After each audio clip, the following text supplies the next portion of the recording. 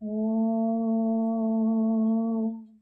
वक्रतुंड महाकाय सूर्यकोटि समप्रभ निर्विघ्नं कुरु मे देव सर्वकार्येषु सर्वदा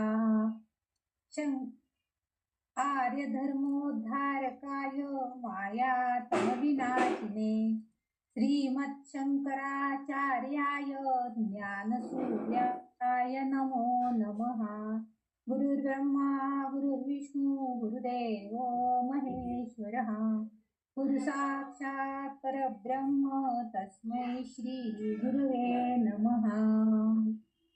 सदाशिवसमारंभां शंकराचार्यमध्यमाम् अस्मदाचार्यपर्यन्तं वन्दे गुरुपरम्पराम्। श्रुतिस्मृतिपुराणानाम् आलयं करुणालयम् नमामि भगवत्पादं शङ्करलोकशङ्करम् शङ्करं शङ्कराचार्यं केशवं बादरायणम् सूत्रभाष्यकृतं वन्दे भगवन्तो पुनः पुनः भगवन्तो पुनः पुनः। आतापर्यंत आपण आचार्यांच्या काही स्तोत्रांच्या अर्थांचा अध्ययन केलेला आहे। आता आपण आज जे विवेचनासाठी जे स्तोत्र घेतलेलं आहे त्याचं नाव आहे दक्षिणामूर्ती स्तोत्र। या दक्षिणामूर्ती स्तोत्रामध्ये त्याला कोणी दक्षिणामूर्ती अष्टकम असं सुद्धा म्हणतात। अष्टकम म्हटलं की 8 श्लोक येतात आणि स्तोत्र म्हटलं की त्याच्यापेक्षा जास्त श्लोक असणार, म्हणून याच्यामध्ये आपल्याला 10 श्लोक दिसतात दक्षिणामूर्ती स्तोत्रामध्ये, म्हणजे अष्टकमच्या भागामध्ये। तर त्यामुळे आपण ह्याला दक्षिणामूर्ती स्तोत्र असंही म्हणतो। या स्तोत्राच्या अगोदर दक्षिणामूर्ती ध्यान म्हणून त्यांनी काही श्लोक इथं आपल्याला माहितीसाठी दिलेले आहेत। अर्थात का दिलेले आहेत तर दक्षिणामूर्ती जे आहे ते ध्यान करण्यासाठी, ध्यान आपण कशाचं करतो की जे आपल्या नजरेसमोर आहे त्याचं आपल्या मनामध्ये कसं आणि मग त्याचं ध्यान करणं हे आपल्यासाठी आवश्यक असतं। आणि म्हणून दक्षिणामूर्ती हे जे आहे हे शंकरांच्या ध्यानमग्न अवस्थेमधल्या रूपामध्ये आहे। म्हणजे भगवान महादेव ध्यानमुद्रा अवस्थेमध्ये जे आहेत त्यालाच त्यांनी दक्षिणामूर्ती असं नाव दिले, कारण प्रत्यक्ष भगवान शिवांचे गुरु रूपातील ध्यान म्हणजे हे दक्षिणामूर्ती आहे। दक्षिणामूर्ती म्हणजे दक्षिणेकडे तोंड करून बसलेले आहेत अशा स्वरूपामध्ये शिवशंकर महादेव यांचं जे रूप आहे, त्यांचं जे स्वरूप आपल्याला बघायला मिळतं त्याला त्यांनी दक्षिणामूर्ती ध्यान असं म्हटलेलं आहे। आणि त्या ध्यान कसं आहे त्याचं वर्णन ध्यान श्लोकामध्ये त्यांनी करून दाखवलेलं आहे। खरं तर हे स्तोत्र जे आहे हे प्रसिद्ध असे वेदांत आहे, त्या सगळ्या वेदांताचं शेवटचं सार असणार, उपनिषद स्वरूप असणार, असं पवित्र असा ज्ञानाचा गाभा असणार असं हे स्तोत्र आहे।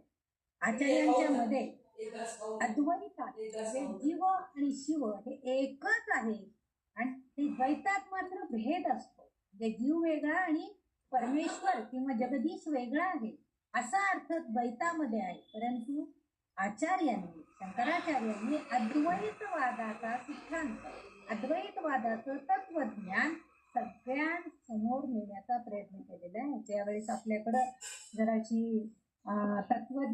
तात्विक बैठक किंवा आध्यात्मिक जी बैठक असते किंवा आध्यात्मिक जे ज्ञान आहे त्याला जराशी कळा म्हणा किंवा थोडस म्हणजे आपण त्याला काय म्हणतो की त्याच्यावर एक प्रकारचं सावट आलेले आहे आणि इतर गोष्टी वाढू लागलेल्या होत्या। त्याच काळामध्ये ह्या आचार्यांनी ह्या अद्वैत सिद्धांताचा प्रचार करण्याचं काम केलेलं आहे। आजचं हे चिंतनाचं स्तोत्र हे आद्य गुरु श्री शंकराचार्यांनीच विरचित केलेलं आहे, त्यालाच आपण दक्षिणामूर्ती स्तोत्र असं म्हणतो। आदिगुरु भगवान शंकर म्हणजे कोण तर ते ज्ञान देणारे आहे असं म्हणतात। आणि ज्ञानम महेश्वरा इच्छे, ज्ञानम महेश्वरा इच्छे म्हणजे महेश्वराची इच्छा असेल, महेश्वर म्हणजे पण शंकरच ना, त्या शंकराची जर इच्छा असेल त्याच्या इच्छेनंच आपल्याला ज्ञान प्राप्त होणार आहे. आणि म्हणून असं ज्ञान देणारे हे ज्ञान भगवान शंकरांकडून प्राप्त करून घ्यावे, ह्याकरता हे मूर्ती ध्यान, जे दक्षिणामूर्ती ध्यान स्वरूप आपल्याला बघायला मिळत आहे. आणि हे शंकराचार्यांनी, आद्य शंकराचार्यांनी रचलं अत्यंत प्रासादिक स्तोत्र आहे, अत्यंत छान आहे. अर्थात दक्षिणामूर्ती म्हणजे कोण, तर भगवान शंकरच, त्यांचंच रूप म्हणजे दक्षिणामूर्ती होय. लोकांना अद्वैत तत्वज्ञानाचा उपदेश करण्याकरता परमेश्वराने म्हणजे भगवान शंकरांनी हा दक्षिणामूर्ती असं अवतार स्वरूप धारण केलेलं आहे. मग आपल्याला काही ठिकाणी त्या म्हणजे त्यांचे चित्र जर बघायला मिळाले तर आपल्याला असं दिसतं की ते एका झाडाखाली बसलेले आहेत, पायाखाली एखादा असा राक्षस स्वरूप असणारा असा नराधम त्यांच्या पायाखाली एका आहे, आणि इतर काही ऋषितुल्य लोक, वयोवृद्ध लोक त्यांच्या आजूबाजूला बसलेले आहेत. असं चित्र आपल्याला त्यांचं बघायला मिळतं. आणि हे जे त्यांचं चित्र स्वरूप आहे म्हणजे सगुण रूप जे आपल्याला त्यांनी दाखवत आहे ते म्हणजे त्यांचं ध्यान श्लोक. म्हणून सुरुवातीला आपण ध्यान श्लोकाचाच अभ्यास करणार आहोत. ध्यान श्लोकामध्ये त्यांचं रूप कसं आहे, कारण स्वतः शंकराचार्यांनी स्वतः त्यांच्या जीवनामध्ये त्यांनी आज एक हिमाचल पैदल भ्रमण केलेलं आहे, पायी प्रवास केलेला आहे सगळीकडं, आणि अद्वैत तत्वज्ञानाची पताका सगळ्या लोकांमध्ये प्रतिष्ठापित करण्याचा प्रयत्न केलेला आहे. लोकांना जी मरगळ आलेली होती तत्वज्ञानाची, ज्ञानाची, ती उदासीनता दूर करण्यासाठी शंकराचार्यांनी अनेक प्रयत्न केलेले आहेत. आणि त्यापैकी एक म्हणजे हे दक्षिणामूर्ती स्तोत्र आहे. आपण खरं तर सगळेजण खूप भाग्यवान आहोत की आपली ही भूमी संतांची आहे. असे अनेक संत लोक, चांगले विद्वान लोक आपल्या भूमीमध्ये, आपल्या देशामध्ये होऊन गेलेले आहेत. आणि शंकराचार्यांचं हे कार्य त्यांच्या दृष्टीनं म्हणजे त्या सगळ्या संतांच्या दृष्टीनं शंकराचार्यांचं कार्य हे एक ललामभूत असण्यासारखं आहे, सगळ्यात श्रेष्ठ असण्यासारखं आहे. कारण त्यांनी प्रस्थान त्रयी असं त्रयी शंकराचार्यांच्या चरित्रामध्ये मी उल्लेख केला होता, प्रस्थान त्रयी, तीन गोष्टींमध्ये त्यांनी प्रस्थान करायचं म्हणजे काय करायचं, चालायला लागायचं, सुरुवात करणे, त्याला प्रस्थान असं आपण म्हणतो. तर ते जे करतो म्हणजे आता इथं हे चालण्यासाठी प्रस्थान आहे. आता आपल्याला चालायचं कुठं, तर ज्ञानाची म्हणजे ज्ञान प्राप्तीसाठी आपल्याला चालायचंय, ज्ञानाच्या वाटेकडे आपल्याला चालायचंय. आणि म्हणून ती प्रस्थान त्रयी जी आहे म्हणजे मध्ये उपनिषदांवरील शंकर भाष्य, ब्रह्मसूत्रावरील शंकर भाष्य आणि श्रीमद भगवद्गीतेवरील शंकर भाष्य हे शंकराचार्यांनीच केलेले आहेत. आणि या भाष्यामध्ये त्यांनी ह्या शब्दाचा अर्थ एक तर दक्षिण दिलं गेलेला आहे. आता दक्षिणामूर्ती ह्यामध्ये अतिशय सावधपणे राहणं, एक अर्थाचा आहे की अतिशय सुंदर दक्षिणामूर्ती ध्यानम, ध्यान अतिशय सुंदर स्वरूपामध्ये, सुंदर रूपामध्ये आपल्याला हे दक्षिणामूर्ती बघायला मिळतात. सुंदर मूर्ती आहे दक्षिणामूर्ती. आणि आता आपण म्हणूनच या दक्षिणामूर्तींचं जे ध्यान आहे त्याला एका विद्वानांनी त्याचं वर्णन करताना असं केलेलं आहे. आपण जसं त्याच्या एक श्लोकीच्या अगोदर जे काही म्हणत होतो श्लोक मंगलाचरणासारखे, त्याच्यामध्ये तसं त्यांनी आता म्हटलेले आपण त्या दक्षिणामूर्ती ध्यान स्वरूपामध्ये असणाऱ्या भगवान शंकरांना आपण आता प्रथम वंदन करणार आहोत. तेव्हा आपण म्हणूया, वंदे वंदार वंदारम शिवम आनंद रूपिणम, वंदे वंदार वंदारम शिवम आनंद रूपिणम, पिंड ब्रह्मांड रूपेण राजमानम सनातनम. सनातन धर्माची जी पिंड ते ब्रह्मांड असेपर्यंत त्यांची जी वाटचाल शंकराचार्यांनी जी करून ठेवलेली आहे त्यामध्ये शिवम आनंद रूपी म्हणजे त्या शिवाला, शिवशंकरांना, महादेवांना अतिशय वंदे वंदा म्हणजे त्यांना आपण वंदन करणार आहोत, तसं अतिशय आनंद स्वरूपामध्ये ते आहे अशा त्या शंकराचार्यांना आपण वंदन करणार. स्वतः आचार्य हे हा श्लोक म्हणून त्यांना वंदन करताना आधी दिसत आहे. आता आपण भगवान शंकरांना वंदन केलं, पण ज्यांच्या मार्फत म्हणजे ज्या आचार्यांच्या त्यांच्या शंकराचार्यांच्या मार्फत आपल्याला हे तत्वज्ञान आपल्यापर्यंत आलेलं आहे. दक्षिणामूर्ती स्तोत्राच्या मार्फत त्या शंकराचार्यांना सुद्धा आपल्याला वंदन करायचंय आणि त्यासाठी आपण म्हणणार आहोत श्रुती स्मृती पुराणानाम आलयम करुणालयम नमामि भगवत्पादम शंकरम लोकशंकरम. म्हणजे भगवत पूज्यपादाद्य श्री शंकराचार्यांना सुद्धा आपण आता इथं प्रथम वंदन करणार आहोत. गुरु भगवान शंकरांना वंदन केलं.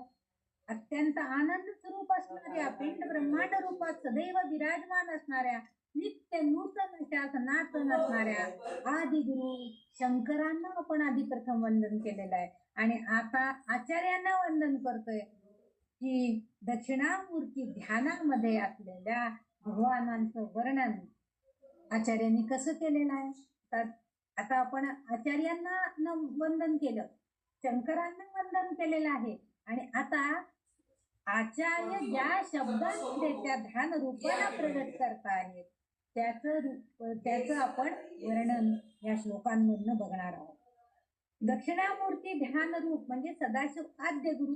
अर्थात इथं आचार्यांना आपल्याला एक महत्वाचं सांगायचं आहे आणि ते म्हणजे हे जे सदाशिव रूप आहे त्याचं सदाशिवांचं महादेवांचं हे आद्य गुरु या स्वरूपामध्ये आपल्याला बघायला मिळते. म्हणजे आद्य गुरु रूपात या स्तोत्रामध्ये शिवशंकरांचं जे महात्म्य शिवशंकरांचं जे रूप ध्यान त्याचं वर्णन आचार्यांनी केलेलं आहे ते गुरु रूपामध्ये केलेलं आहे. भगवान शिवांचे गुरु रूपाचे ध्यान हे ज्ञान आणि आत्मसाक्षात्कार करून घेणे यासाठी आपल्याला उपयोगात आणायचा आहे. हा मार्ग आपल्याला आचार्यांनी सांगितलेला आहे की तुम्हाला जर त्याचं ज्ञान करून घ्यायचं असेल आत्मसाक्षात्कारापर्यंत आपल्याला वाट निवडायची असेल तर आपल्याला या सदाशिव गुरु ज्ञान रूपामध्ये असणारे ध्यान रूपामध्ये असणारे दक्षिणामूर्ती यांचंच आपल्याला वर्णन करायला पाहिजे. त्यांच्याच मार्गाने आपल्याला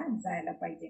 म्हणून ज्ञान आणि अवतार ब्रह्मानंदम परमसुखदम केवलम ज्ञानमूर्ती द्वंद्वातीतं गगन सदृशम तत्वमस्यादिलक्ष्यम. आपण नेहमी म्हणत असतो हे म्हणजे जो ब्रह्माचा आनंद स्वरूप आहे, परमसुख देणारे आहे, शिवाय शाश्वत आणि केवळ ज्ञानाचे अवतार आहे. म्हणजे असं द्वंद्वातीतं जे द्वंद्व नाहीये, जे ज्ञान सुख दुःख थंड उष्ण अशा विरोधाभासातून वेगळेच आहे. गगन सदृशम आकाशासारखे पृथ्वीसारखे सर्व व्यापी आहेत अशा त्या शंकरांना माझा नमस्कार असं आचार्य सांगतायत. म्हणजे अशा ह्या श्लोकामध्ये त्यांचं वर्णन आपल्याला थोडंफार म्हणजे तू तत्व सर्वव्यापी तू आहे म्हणजे तू तोच आहे असे याच्यातून ह्या श्लोकामधून आपल्याला प्रमाणित होते. एकम नित्यम विमलमचलम सर्वधी साक्षीभूत. जी ज्ञानी व्यक्ती आहे ती एक आहे, नित्य आहे, अचल आहे, शुद्ध आहे, स्थिर आहे. हे सगळं त्या एक ज्ञान आपल्याला मिळालं. आपण साधक लोक जर ज्ञानी बनलो तर आपल्याला हे सगळं प्राप्त होतं. आपण अचल होतो, शुद्ध होतो, स्थिर होतो आणि सर्व बुद्धिवादी लोकांचे हा चेतनेचा साक्षात साक्षीदार आहे. जे बुद्धिवादी आपल्याकडे जे विद्वान थोर संत होऊन गेलेले आहेत ते सगळे ह्याच कल्पनेचे साक्षीदार असलेले आहेत. म्हणजे भावातीतं त्रिगुणरहितं सद्गुरुत्वं.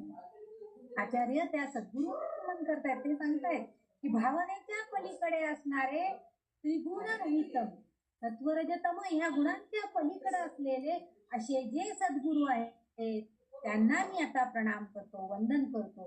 हेच गुरु आपल्या शिष्यांना अज्ञानातून बाहेर काढण्यासाठी त्यांना ज्ञान मिळवून देण्यासाठी प्रयत्न करतात. आणि इथं तेच रूप शंकरांचं आपल्याला ह्या दक्षिणामूर्ती ध्यान म्हणून जे आहे दक्षिणामूर्ती रूप म्हणून त्या मूर्तीमध्ये दक्षिणामूर्ती मूर्ती म्हणजे सगुण रूप त्या रूपामध्ये आपल्याला बघायला मिळतंय. म्हणजे इथं जे शंकर आहे एक गुरु शंकर रूपामध्ये शंकर हे गुरु रूपात आणि गुरु म्हणजे शंकराचं रूप आहे. आणि त्याची स्तुती जर आपण आणखी चांगल्या प्रकारे करायची म्हटली तर आपल्या शिवमहिम्न स्तोत्रामध्ये आपण ऐकलेलं आहे की असितगिरी समस्या तज्जलम सिंधू पात्रे सुरतरुवर शाखा लेखनी पत्र मोघे लिखिती गृहीत्वा शारदा सर्व कालम तदपि तव गुणानां मनुष्य पारम्य. म्हणजे संपूर्ण कृष्णवर्णीय पर्वतांचं काजळ केलं, समुद्ररूपी शाई वापरली, कल्पवृक्षासारखी लेखणीचा वापर केला, पृथ्वीरूप कागद असं हे सर्व लेखन साहित्य घेऊन प्रत्यक्ष विद्यादेवी शारदा म्हटले त्यांनी. म्हणजे प्रत्यक्ष विद्यादेवी तरी हे लिहायला बसली तरी सुद्धा या गुरुमूर्तीचं या सदाशिवांचं वर्णन करणं त्याच्याही पलीकडे म्हणजे काळातीत आहे. काळापर्यंत कित्येक काळापर्यंत जरी लिहित राहिले तरी त्यांच्या गुणांचा पहिलं तीर लागणार नाहीये. एवढा अगाध महिमा या सदाशिवांचा आहे. आणि म्हणूनच आचार्य आपल्याला सांगतायत की येथे ध्यानमूर्ती आहे. दक्षिणामूर्ती ध्यान श्लोक जे आहे ते काही ठिकाणी 5 आहेत, काही ठिकाणी 8 आहेत, काही ठिकाणी 10, काही ठिकाणी 12 श्लोकांपर्यंत सुद्धा ध्यान श्लोकांचं वर्णन केलं. अहो साहजिकच आहे, सदाशिव इतके म्हणजे अमर्याद गुणयुक्त आहेत की त्यांचं गुणवर्णन करण्यासाठी इतके श्लोक हे कमीच पडणार आहेत. कारण ते गुणातीत आहेत, असं त्यांनी गुणांचा पहिलं तीर गाठणारे आहेत. आणि त्यामुळं अशातच सदाशिवांचं वर्णन करताना दक्षिणामूर्ती स्तोत्राच्या ध्यान श्लोकांमध्ये आपण 8 श्लोकांचा अभ्यास आता आपण करणार आहोत. येथे मूर्ती म्हणजे विग्रह किंवा त्याची सगुण मूर्ती आपण असं म्हणतो. परंतु इथं मात्र कारण सदाशिव हे जे आहेत त्यांचं आपल्याला जी चित्र दिसतात तेव्हा ते चित्र स्वरूपामध्ये आपण जेव्हा बघतो तर ते ध्यान रूपामध्ये बसलेले आहेत आणि आजूबाजूला त्यांचे शिष्य बसलेले आहेत. अशा रूपामध्ये आपल्याला हे दक्षिणामूर्तीचं विग्रह बघायला मिळतो, त्यांचं रूप बघायला मिळतं. परंतु खरं तर सदाशिवांचं रूप आपण जाणूच शकणार नाहीये. कारण ते निर्गुण ब्रह्माचे ज्ञान आपल्याला देणार आहे. निर्गुण ब्रह्म कसं आहे की जे आपल्याला सगुण रूपामध्ये दिसणारच नाहीये, पण तो गुणवान आहे, गुणातीत आहे हे मात्र आपल्याला कल्पना येते त्यांच्या अनेक पैलूंमधून. आणि त्यामुळं आपण त्या दक्षिणामूर्तीचं मूर्तीचा विग्रह आहे असं विचार न करता त्या निर्गुण ब्रह्मज्ञान देणारे सदाशिव आपल्या समोर आहे अशी कल्पना आपण करायची आहे. आणि म्हणून त्याला दक्षिणामूर्ती ध्यानम असं म्हटलेलं आहे. आता हे दक्षिणामूर्ती म्हणजे काय, तर दक्षिणामूर्ती म्हणजे दक्षिणी दिशेला तोंड करून बसलेले. अर्थात दक्षिण दिशा ही खरं तर मृत्यूची दिशा आहे. परंतु त्या मृत्यूवर सुद्धा त्यांनी विजय मिळवलेला आहे. आणि याचं उत्तम उदाहरण आपण बघितलेलं आपल्याला. आपण जेव्हा माग एक हे ऐकलेलं आहे, कदाचित तुम्ही ती कथा पण ऐकली असेल की मार्कंडेय ऋषींचं जेव्हा आपण थोडीशी कथा एका आख्यानामध्ये बघितले होतं तेव्हा सांगितलं होतं की त्यांचा मृत्यू थोड्या दिवसांनी होणार होता. आणि त्यावेळेस त्यांनी आपल्या आईवडिलांना सांगितलं एवढंच आहे ना, त्या मृत्यूवर मी विजय मिळवेल. तसं तर त्यांनी मृत्युंजय मंत्राचा जप केला आणि त्या मृत्यूवरती विजय मिळवला होता. म्हणजे त्या मृत्यूवर विजय मिळवण्याचा विश्वास मार्कंडेय ऋषींकडे होता. आणि मृत्युंजय जपाचा जप केला आणि त्यांचा येणारा जो यम त्यांना नेण्यासाठी त्याच्यावरती विजय मिळवलेला आपल्याला दिसलेला आहे. आणि म्हणून दक्षिणेकडे तोंड करतोय म्हणजे दक्षिण दिशा यमाची आहे आणि त्या असं तोंड करून बसलेले हे दक्षिणामूर्ती आहे म्हणजे शंकर. मग त्या शंकराचं ध्यान आपण अगदी तन्मयतेनं शरणागत भावानं जर आपण केलं तर निश्चितच आपल्यावरती आलेला जे संकट आहे ते किंवा आलेला जो मृत्यूचा जो भाला आहे तो आपोआपच थोडासा दूर असतो. शिष्याला नेहमी खरं तर म्हणजे प्रत्येक शिष्य किंवा साधक लोकांना मृत्यूची भय प्रत्येकालाच वाटत असते. परंतु हे दक्षिणामूर्ती आपल्याला सांगतायत की दक्ष राहा, सावधान राहावं. ज्ञानात सर्वज्ञ व्हावे असे गुणसंपन्न आपण व्हायला पाहिजे, हेच त्यांना याच्यातून सांगितलं. म्हणजे त्यांचं ध्यान करायचं दक्षिणामूर्तींचं, तर तेव्हा त्यांच्यावरती आपल्या मृत्यूवरती विजय मिळवायचा. कोणाचं माहीत चालू आहे का? आपल्या त्या ज्ञानावरती ज्ञान मिळवायचंय, आपल्याला सर्वज्ञ व्हायचं आहे, हे आपल्यासाठी आहे.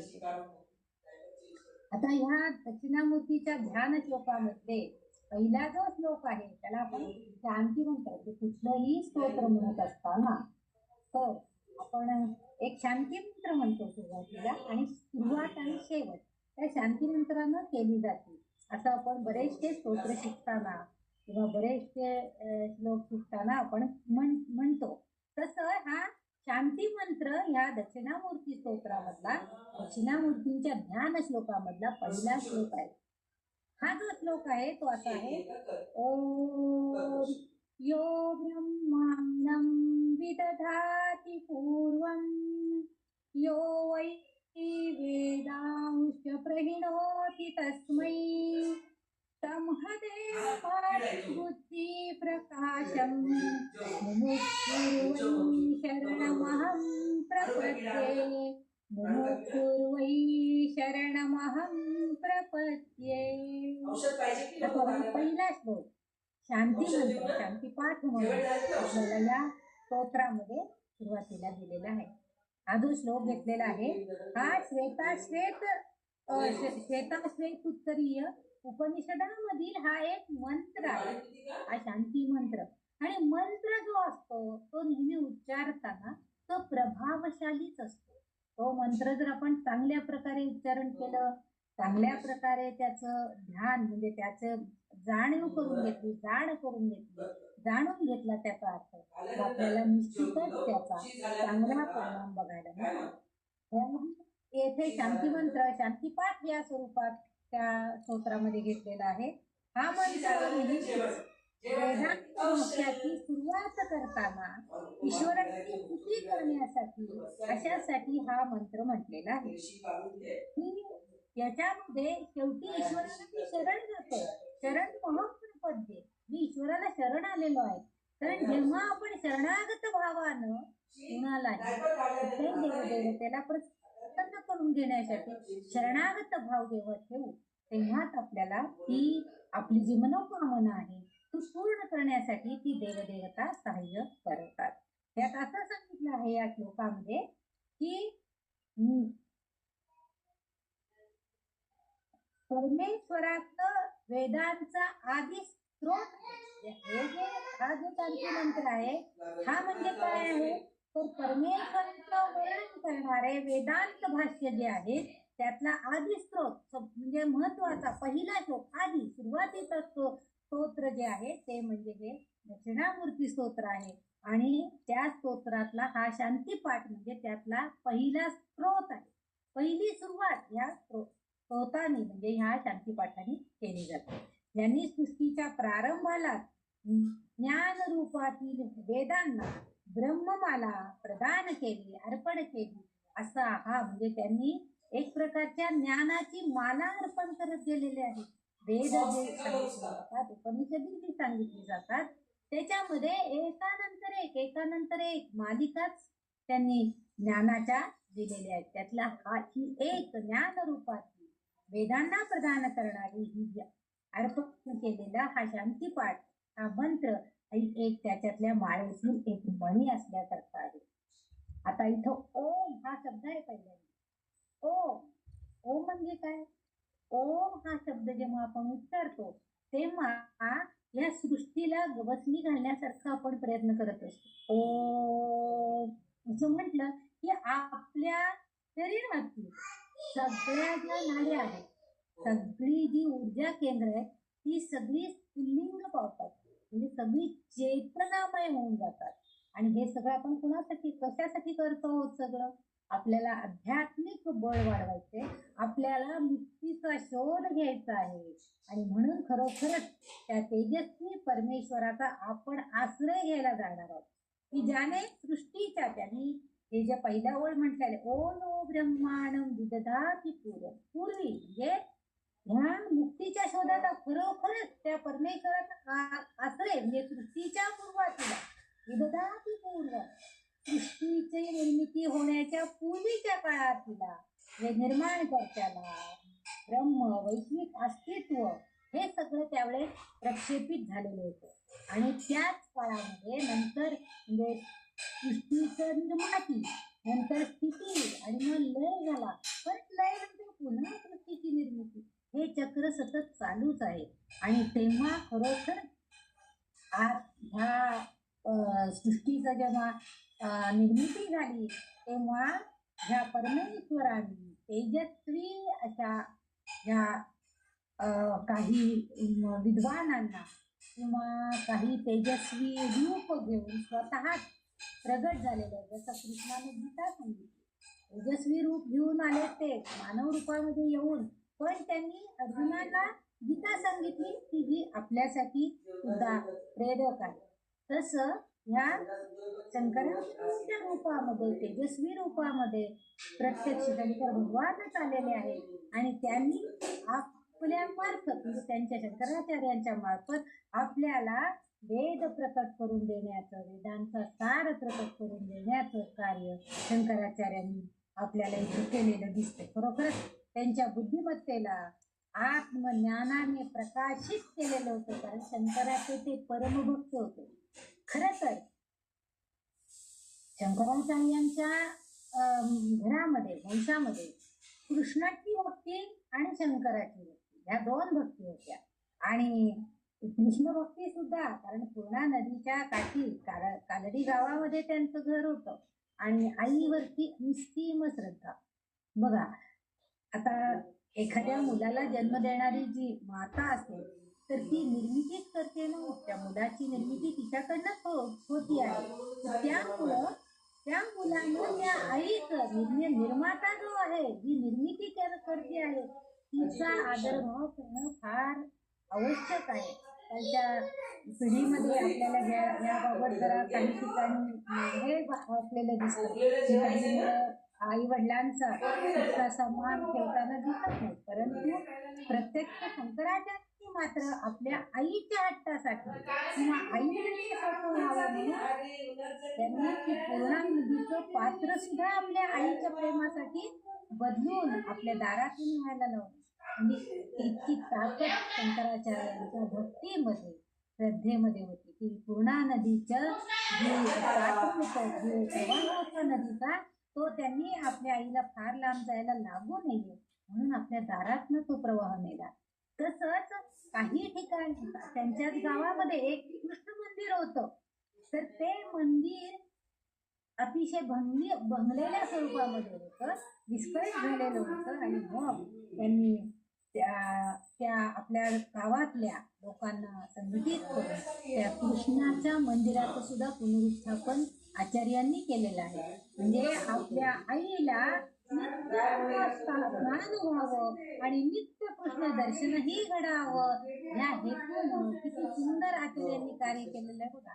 म्हणजे आपल्या आईसाठी जसं केलं तसंच आपल्या कानडीवासीय लोकांसाठी सुद्धा त्यांनी कृष्ण मंदिर आणि हा नदीचा प्रवाह जो लांब होता तो त्यांनी जवळ आणण्याचा प्रयत्न केलेला आणि मग मात्र संन्यास घेऊन ते दिग्विजयासाठी पूर्व पश्चिम दक्षिण उत्तर संपूर्ण भारतभर भ्रमण करण्यासाठी बाहेर पडलेले आणि त्या काळामध्ये त्यांचं जे अद्वैत तत्वज्ञान होतं त्या तत्वज्ञानाचा प्रचार करत असताना लोकांमध्ये असणारे द्वैत भाव जे आहेत ते जरा थोडेसे नाहीसे करण्याचा प्रयत्न त्यांनी केलेला आहे आणि तेव्हाच त्यांच्याकडनं अनेक स्तोत्रांची निर्मिती आचार्यांच्याकडनं झालेली आहे. त्यापैकीच हे एक दक्षिणामूर्ती स्तोत्र आहे.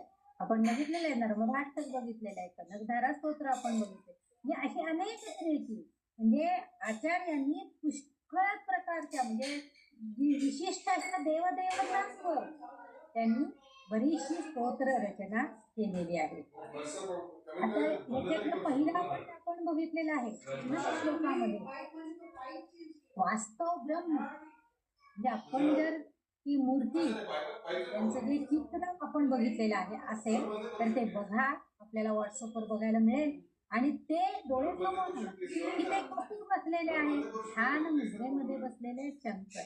आणि त्या दक्षिणामूर्तींच्या ध्यानामध्ये ज्यांचे स्वरूप ईश्वर, गुरु आणि आत्मा, त्यांचे स्वरूप कसं आहे, ईश्वर आहेत ते, म्हणजे सदाशिवाचं स्वरूप असणारे ईश्वर स्वरूप आहे, गुरु स्वरूपामध्ये आहेत आणि एक आत्मा या स्वरूपामध्ये सुद्धा ते आहे. म्हणजे आपल्याला ते त्याच्यातून आत्मज्ञान करून देण्यासाठी, म्हणजे आपल्यामध्ये जो आत्मा आहे तिथं सुद्धा ते वास करून आहे, अशा अर्थानं त्यांनी काही काही श्लोक या ध्यान श्लोकामध्ये आलेले दिसत आहेत.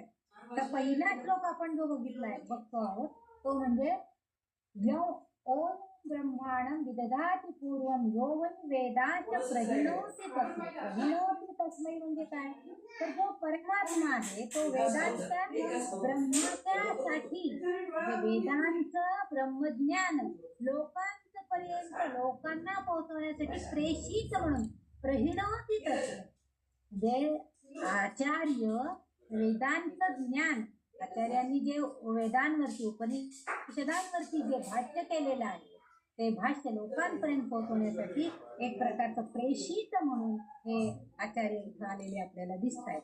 तर महादेव मात्म बुद्धी प्रकाश, मी असं म्हटलंय की हा जो देव आहे हा देव स्वरूपामध्ये आहे, कारण मुक्ती बुद्धी प्रकाश म्हणजे त्या शंकराचार्यांचा बुद्धीचा प्रकाश, आत्मबोधाचा आत्मज्ञानाचा प्रकाश इतका आहे की त्यामुळं आपण त्यांना शरण मंत्र पडले.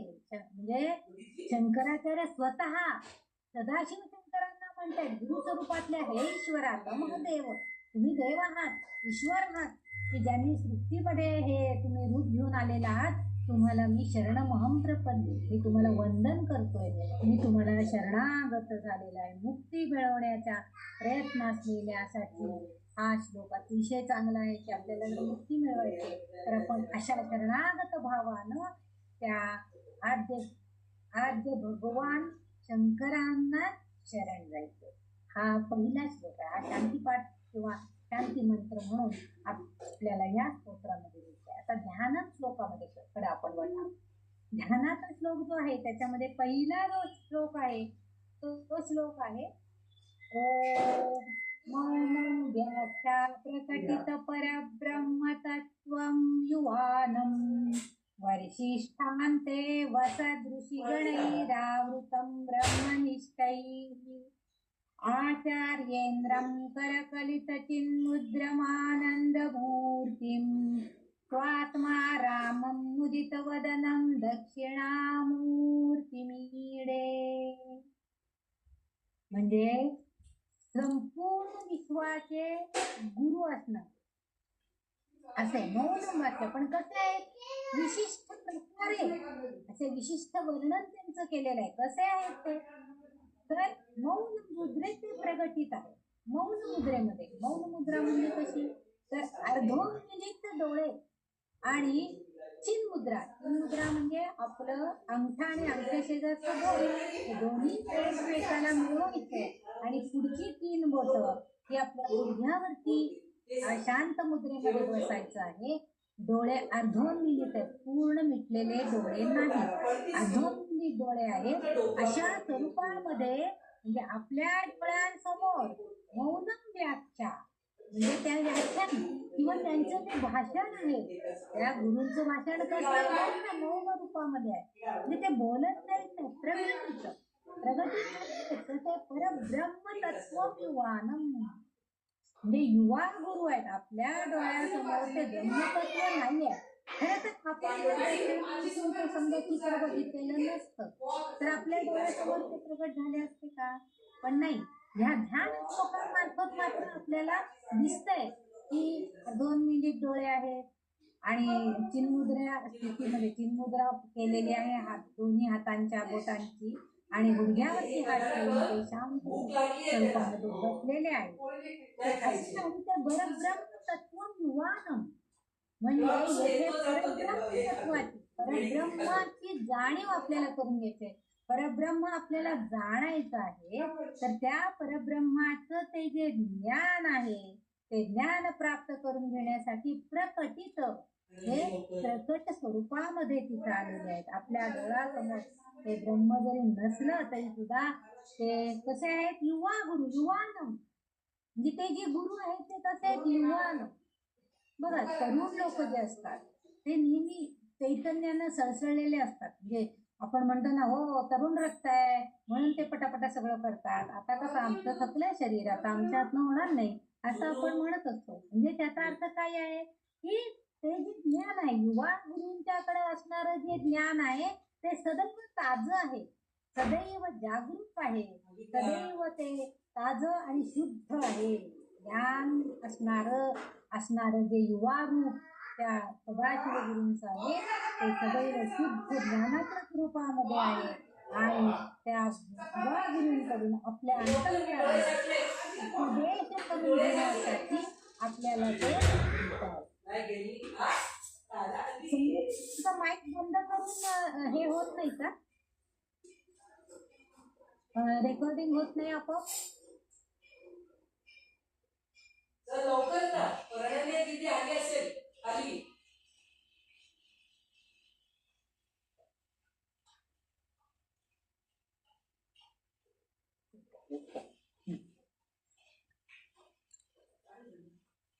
आचार्येंद्र, आता इथं जो शब्द आलाय आचार्येंद्र म्हणजे काय? आचार्येंद्र, इंद्र म्हणजे देवांचा राजा आहे. आता आचार्यांचा राजा कोण आहे? आचार्यांचा इंद्र, राजा स्वरूप. अर्थात हे सर्वश्रेष्ठ आचार्य म्हणजे आपण त्याला गुरु स्वरूप म्हणतो. आचार्य म्हणतो ना आपण, काही जण आचार्यांच्याकडे गेलो होतो, आचार्यांच्याकडे शिकलो असं सांगतात. ते आचार्य म्हणजे गुरु स्वरूप. तर गुरु स्वरूपामधले राजासारखे असणारे कोण आहेत? तर हे आमचे सदाशिव गुरु आहेत. आणि त्यांचं ध्यान आचार्येंद्र करकलित चिन्मुद्रा आनंद मूर्त. त्यांची जी मुद्रा आहे ती एकदम आनंद स्वरूपामध्ये, अगदी अंगुष्ठा आणि तर्जनी मिळालेली आहे. आणि हे अंगुष्ठा आणि तर्जनी मिळवणं हे जे आहे चिन्मुद्रेसाठी, ते म्हणजे काय आहे तर जीवा शिवाचं ऐक्य. आपल्यामध्ये असणारा जीव आणि शिव म्हणजे हे शिवगुरु यांचं ऐक्य या चिन्मुद्रेमध्ये, या मुद्रेमध्ये आनंदानं आपण मान्य करत आहोत असा अर्थ त्या चिन्मुद्रेमध्ये येतो आहे. आणि त्यामुळे जीवाशिवाच्या ब्रह्माचं हे ऐक्य आपल्याला दिसतंय, असं अर्थ तिथं आपल्याला दिसतंय. अर्थात श्रेष्ठ असे आचार्येंद्र असे ते आहे. स्वात्माराम आत्माराम, स्वतःच्या आत्मामध्ये. आपण म्हणतो ना ते काही जण असतात बघा असे की स्वतःच्या नादामध्ये ते आनंदात असतात, ते इतर कोणाचा विचारही करत नाही, स्वतःच्या नादात असतात. तसं स्वात्माराम, स्वतः स्वतःमध्ये आराम करतात, स्वतः स्वतःमध्ये आनंद मिळतात. आनंदाच्या चेहऱ्यामध्ये वदन आनंदित ते काय करतात तर नेहमीच ते स्वतःच्या आनंदामध्ये असतात. आणि अशा त्या दक्षिणामूर्ती मिळे, इथं दक्षिणामूर्ती मिळे म्हणजे असं दक्षिणामूर्तींची स्तुती मी करतोय असं आचार्य आपल्याला इथं सांगतायत. आचार्य सांगतायत की मौन असणाऱ्या स्वरूपामध्ये ते व्याख्यान देत आहे. आणि वर्षिष्ठांचे त्याच्यापेक्षा श्रेष्ठ असणारे, ज्येष्ठ असणारे अनेक ऋषीगण त्यांच्या भोवती आवृतम म्हणजे त्यांच्या भोवती बसलेले दिसत आहेत. ब्रह्मनिष्ठ म्हणजे स्वतः खरं तर हे सगळे जे गुरु, जे ज्येष्ठ ऋषी त्यांच्याकडे ज्ञान घेण्यासाठी आलेले आहेत, तर ते कसे आहेत? ब्रह्मनिष्ठ आहेत. म्हणजे त्यांना ब्रह्मज्ञानाबद्दलची निष्ठा आहे, ते घेण्यासाठी त्यांची आसक्ती आहे, त्यांना ते ज्ञान प्राप्त करून घ्यायचं आहे. म्हणजे त्यांची तेवढी पात्रता आहे. आपण म्हटलं आपल्यासारख्या सामान्य साधकांना ही गोष्ट पण अवघड आहे. म्हणजे समजा आपल्या पुढे एखादे गुरु गप्प बसलेत आणि आपल्याला त्यांनी ज्ञान देत आहेत, ही कल्पना तर आपल्याला प्राप्त होईल का? तर आपली तेवढी आध्यात्मिक बैठक अजून तयार झालेली नाही. परंतु हे जे आहे तर हे सगळे सनत सनकादिक वगैरे अशासारखे मोठे ऋषीगण ब्रह्मनिष्ठ असणारे असे हे त्याच्या भोवती गोळा होऊन बसलेले, त्या दक्षिणामूर्तीच्या स्वरूपाभोवती, दक्षिणामूर्तीच्या ध्यानाभोवती, स्वरूपाभोवती बसलेले आपल्याला दिसत आहेत. आणि आचार्यांमधले इंद्र असणारे असे ते आहेत, चिन्मुद्रा धारण केलेले आहेत. आणि स्वतःच्या आनंदामध्येच मग्न असणारे अशा दक्षिणामूर्तीची स्तुती मी करतोय असं आचार्य आपल्याला इथे सांगतात त्या पहिल्या श्लोकाला. आता दुसऱ्या श्लोकाकडे आपण म्हणजे परब्रह्म तत्व युवा. आता हे गुरु कसे आहेत? मौन मुद्रेत ध्यान धारणेच्या मुद्रा स्थितीत प्रगटित झालेले आहेत, म्हणजे समोर आहेत आणि ते परब्रह्म तत्व जाणत आहेत. ते परब्रह्म तत्व जाणतायत, परंतु त्यामुळे तेवढे शांत आणि मौन मुद्रेमध्ये ते बसलेले आहे. युवा स्वरूपामध्ये युवा अवस्थेमध्ये असलेला हा आत्मज्ञानी गुरु कोण आहे? तर हे सदाशिव शंकर हे तिथं आत्मज्ञानी गुरु म्हणून तिथं आपल्याला दक्षिणामूर्तीच्या रूपामध्ये लाभलेले आहे. दुसरी ओळी त्याच्यामध्ये सांगतायत. दुसऱ्या ओळीमध्ये ते सांगतायत की गुरुंच्या सुरुवाती असणारे श्रेष्ठ ब्रह्मनिष्ठ हे जे लोक आहेत ते गोळावून बसले.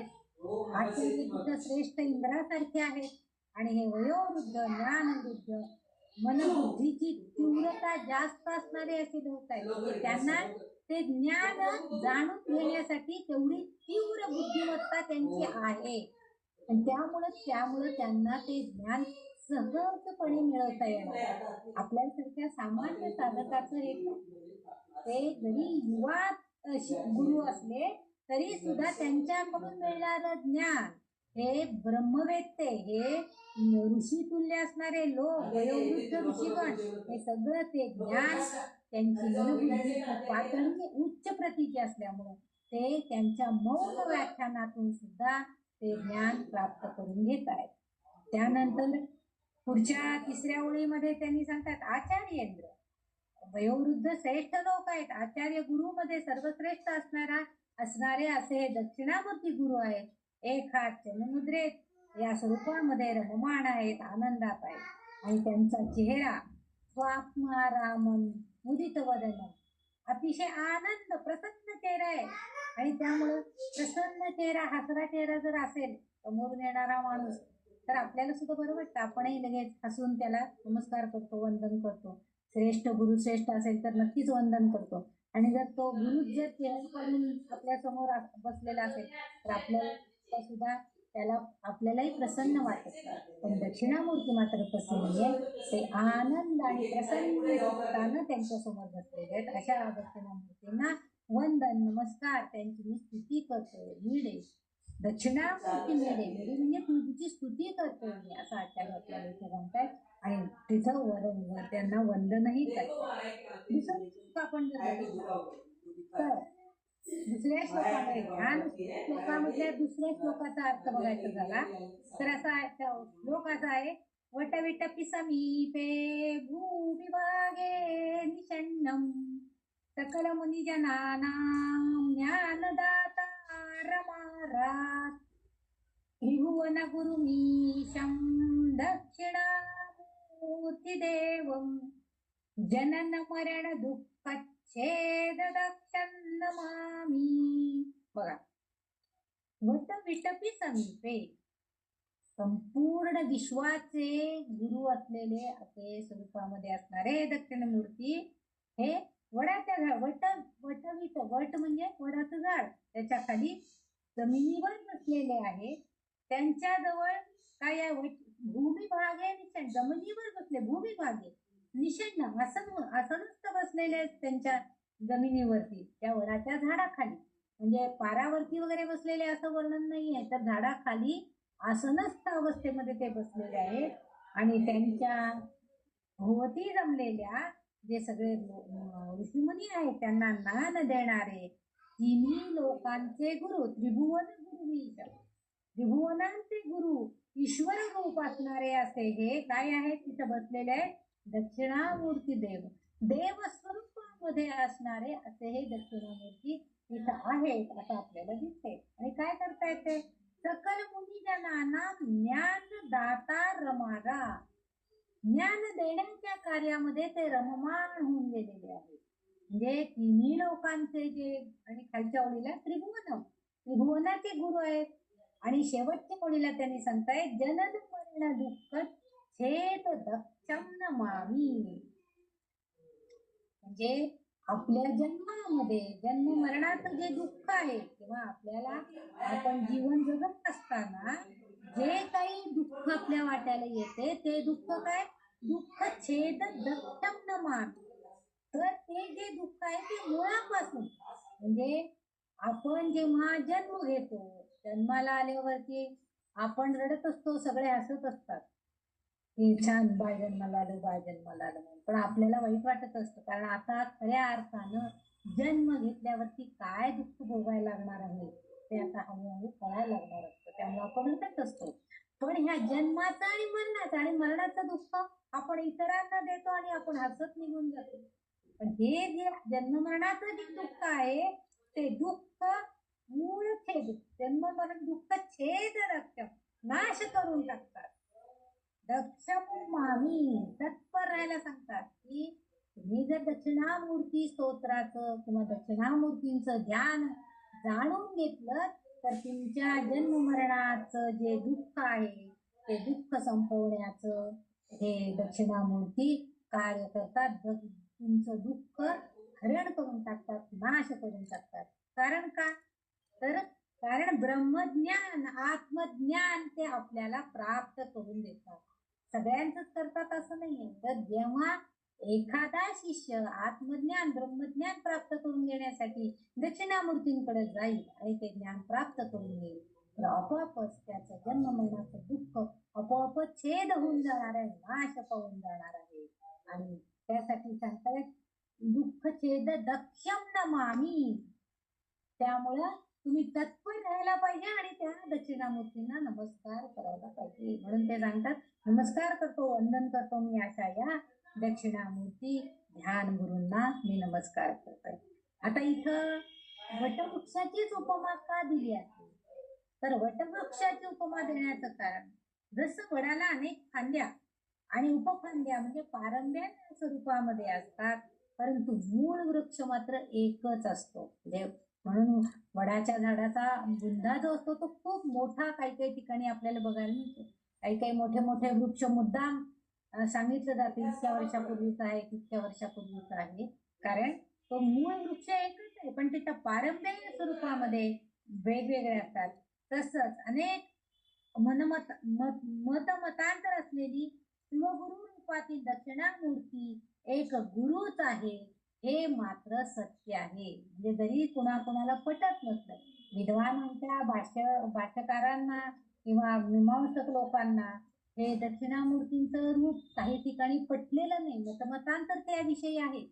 परंतु जरी त्यांची मतमतांतर असली तरी सुद्धा मूळ वृक्ष एकच आहे.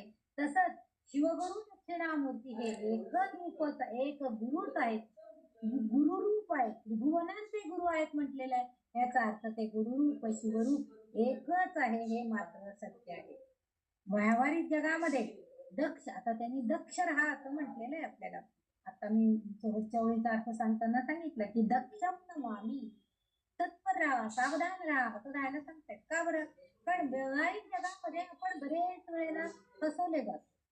पण आपली जर आध्यात्मिक दृष्टी असेल तर कोणतीही विपरीत परिस्थिती आली म्हणजे ठीक आहे फसवलं जाणं हे सहज आहे परंतु कोणत्याही विपरीत परिस्थितीमध्ये सुद्धा आपण मात्र विचलित होत नाही. त्याला म्हणतात दक्ष राहणे, सावधान राहणे, सावध राहणे.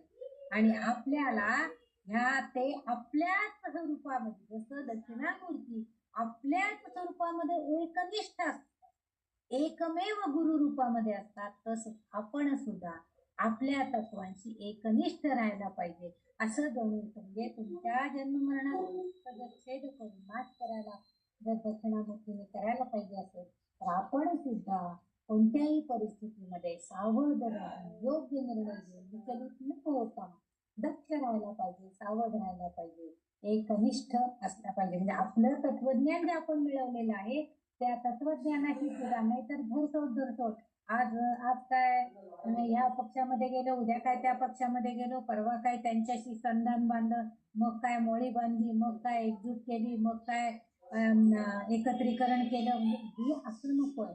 तर एकनिष्ठता तिथं पाहिजे हे आपल्याला आचार्यांनी या श्लोकातून सांगायचा प्रयत्न केलेला आहे. वटवृक्ष जसा एक असतो, मूळ एक असतं, आरंभ्या किती का असे ना त्या इकडं तिकडं पसरल्या तरी चालतील, पण मूळ वृक्ष अचल आहे. तसं आपण आपल्या तत्वांशी एकनिष्ठ राहायला पाहिजे, हे जणू काही आचार्य आपल्याला या श्लोकातून सांगतात. आता त्याच्या पुढचा जो श्लोक आहे, आता पुढचे श्लोक 2-2 ओळीचेच आहेत. चित्रं वटतरोर्मूले वृद्धा शिष्टा गुरुर्युवा गुरोस्तु मौनं व्याख्यानं शिष्टास्तु छिन्न संशयाः. बघा, चित्रं वटतरोर्मूले. आता इथं चित्र याचा अर्थ कोणी काही चित्र काढलेलं नाहीये, तर आपल्याला असं दृश्य बघायला मिळतंय काय, ते वटतरोर्मूले, त्या वटवृक्षाच्या झाडाखाली, तरोर मुले म्हणजे मुळाशी, म्हणजे त्याच्या खाली, वटवृक्षाच्या खाली वृद्ध शिष्य गुरु युवा. शिष्य वृद्ध आहे आणि गुरु मात्र युवा आहे, तरुण आहे. खर तर ज्ञान नेहमीच नवीन आणि शुद्ध आहे. त्याच्यामध्ये गुरु युवा आहे आणि शिष्य वृद्ध आहेत म्हणून काही ज्ञान जुनं होत नाही. ज्ञान नेहमी नवीनच असतं, शुद्ध असतं, सतेज असतं. तेच ज्ञान हे युवा गुरु त्या आपल्या शिष्यांना देत आहेत.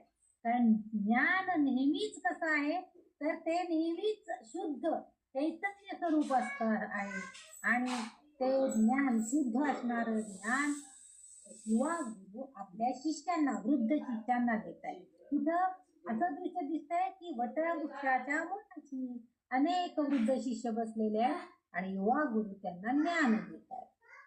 आता ह्या आणखीन खालच्या ओळीला बघा, गुरोस्तु मौनं व्याख्यानम. गुरोस्तु, आता गुरु असतो काय करतो, व्याख्यान देत नाही. कसं व्याख्यान देत आहेत, मौन व्याख्यान सांगताय. तर मौनाचं व्याख्यान, मौनाचं प्रवचन ते आपल्या शिष्यांना सांगतायत. कारण आपोआपच त्या गुरूंनी आपल्या मौनातून जे ज्ञान त्या वृद्ध शिष्यांना दिलेलं आहे, त्यामुळं आपोआपच या शिष्यांची वाणी सुद्धा मौन झालेली आहे. त्यांना काय बोलावं काहीच कळलं नाही. शिष्य सुद्धा त्यांची वाणी सुद्धा मौन केलेली आहे. म्हणजे ते बोलायला त्यांनी राजीच नाहीये, म्हणजे सगळेच शांत बसलेले आहेत. कारण इतक्या एकसंधानतेनं त्या युवा गुरुनं आपल्या वृद्ध शिष्यांना त्या परब्रह्म्याचं ज्ञान आपल्या स्थलांतरित केलेले आपल्या मौनाच्या व्याख्यानातून, मौन प्रवचनात. कारण खर तर आपला जीव जर विचार केला तर तो वृद्ध शिष्य आहे, कुणाचा नाही. परंतु युवा जो गुरु आहे तो मात्र कसा आहे, तो युवा आहे, तरुण आहे, नवचैतन्य त्याच्यामध्ये आहे. अशा तऱ्हेचं म्हणजे ह्या श्लोकामध्ये 3 आश्चर्य आपल्याला बघायला मिळतात. 3 आश्चर्य कोणकोणती, एक गुरु युवक आहे, तर तरुण आहे आणि शिष्य मात्र वृद्ध आहे. ही एक विपरीत अवस्था आपल्याला बघायला मिळते. दुसरं काय आहे, तर शिष्याला गुरु उपदेश करतायत, पण व्याख्यान कसं आहे, तर मौन आहे. म्हणजे काहीही न सांगता शब्दांच्या उच्चाराशिवायच शिष्यांच्या शंकांचं संपूर्णपणे निरसन होत आहे. म्हणजे 3 विपरीत गोष्टी आपल्याला इथं बघायला मिळतात की युवक आणि वृद्ध असं परस्पर संबंध आहे गुरु शिष्याच्या नात्यामध्ये. नंतर मौन आणि शिष्यांना सुद्धा मौन वाणीतूनच शंकांचं निरसन हेही झालेलं आहे. म्हणजे शब्दांच्या उच्चारणाशिवाय, म्हणजे गुरु काही उच्चारण करतच नाहीये, पण नुसत्या त्यांच्या मौन असणाऱ्या मुद्रेमधून, त्यांच्या डोळ्यांमधून ते आपल्या शिष्यांचं सर्व शंकांचं निरसन करून त्यांना तत्वज्ञानाची प्राप्ती करून देत आहेत. असं दृश्य तिथं बघायला मिळते. आचार्य सांगतायत की शिष्यातु छिन्न संशय. छिन्न संशय म्हणजे काय, संशय निसंशय करून टाकायचे, छिन्न करून टाकायचे, नाश करून टाकायचे. त्यांच्या काय शंका असतील त्या सगळ्यांचा समाधान करण्याचं कार्य हे मौनम प्रवचनामधनं हे गुरु करताना आपल्या दिसत आहे. म्हणून आता पुढच्या श्लोकामध्ये आपल्याला म्हणजे हे झालं तिसऱ्या श्लोकाचा अर्थ झाला. चौथ्या श्लोकाचा अर्थामध्ये म्हणजे आचार्य जेव्हा एक एक प्रकारे त्या दक्षिणामूर्ती ध्यान त्याचं वर्णन करतायत, त्यामध्ये एक एक एक एक आपल्याला बघायला मिळते. पहिल्यांदा त्यांनी सांगितलं की परब्रह्माचं ज्ञान करून देण्यासाठी हे गुरु प्रगट झालेले आहेत.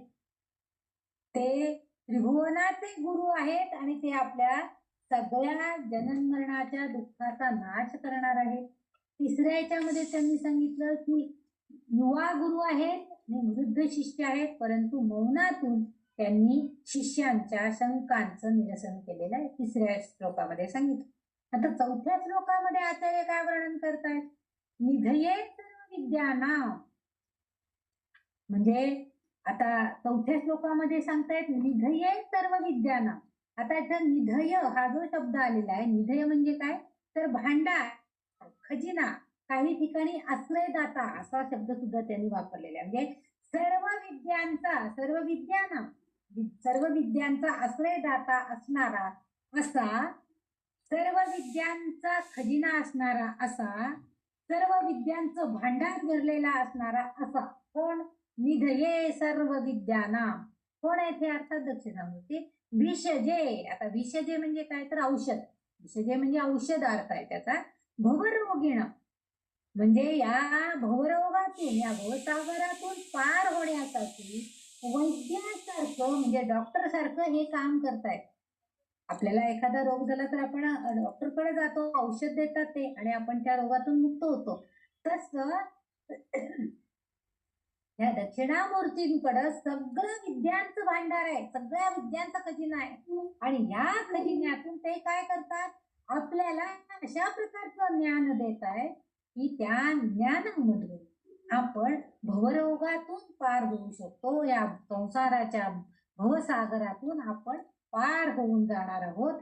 असं वैद्याचं काम हे शंकराचार्य हे दक्षिणामूर्ती आपल्याला करताना दिसत आहे. खालच्या वळणात ते सांगतायत गुरवे सर्व लोकानां दक्षिणामूर्तये नमः. आता गुरु रूपामध्ये म्हणजे तत्व सर्व लोकांना, अंधकार गुरवे सर्व लोकांना. आता इथं गुरु आणि सद्गुरु याच्यातला थोडासा फरक काय आहे ते आपण बघूया. गुरु सर्व लोकांचे गुरु आहेत ते, म्हणजे तत्व सर्व लोकांना अंधकारातून प्रकाशाकडे नेण्याचं, अज्ञान नाहीसा करण्याचं काम हे गुरु करतायत. आणि म्हणून इथं आता आपण थोडस गुरु आणि सद्गुरु याच्यातला थोडासा फरक बघूया. गुरु आणि सद्गुरु यात फरक आहे. कारण गुरु शब्दांना बोध करून ज्ञान प्राप्त करून देतात. आणि गुरु काय करतात? शब्दाद्वारे त्यांना जे काय ज्ञान आहे त्या ज्ञानांचे शब्दरूप भांडार करून, शब्दरूप वर्णन करून ते आपल्या शिष्यांना ते प्रदान करतात, म्हणजे बोध करून देतात आपल्या शिष्यांना. पण सद्गुरु काय करतात? सद्गुरु मात्र प्रत्यक्षात ते काही बोध करायला जात नाही. पण सद्गुरु सांगतात की म्हणजे बस इथं, त्यांनी सांगतात इथं तू बैस फक्त आणि बघ, तुला आपोआप सगळं कळेल.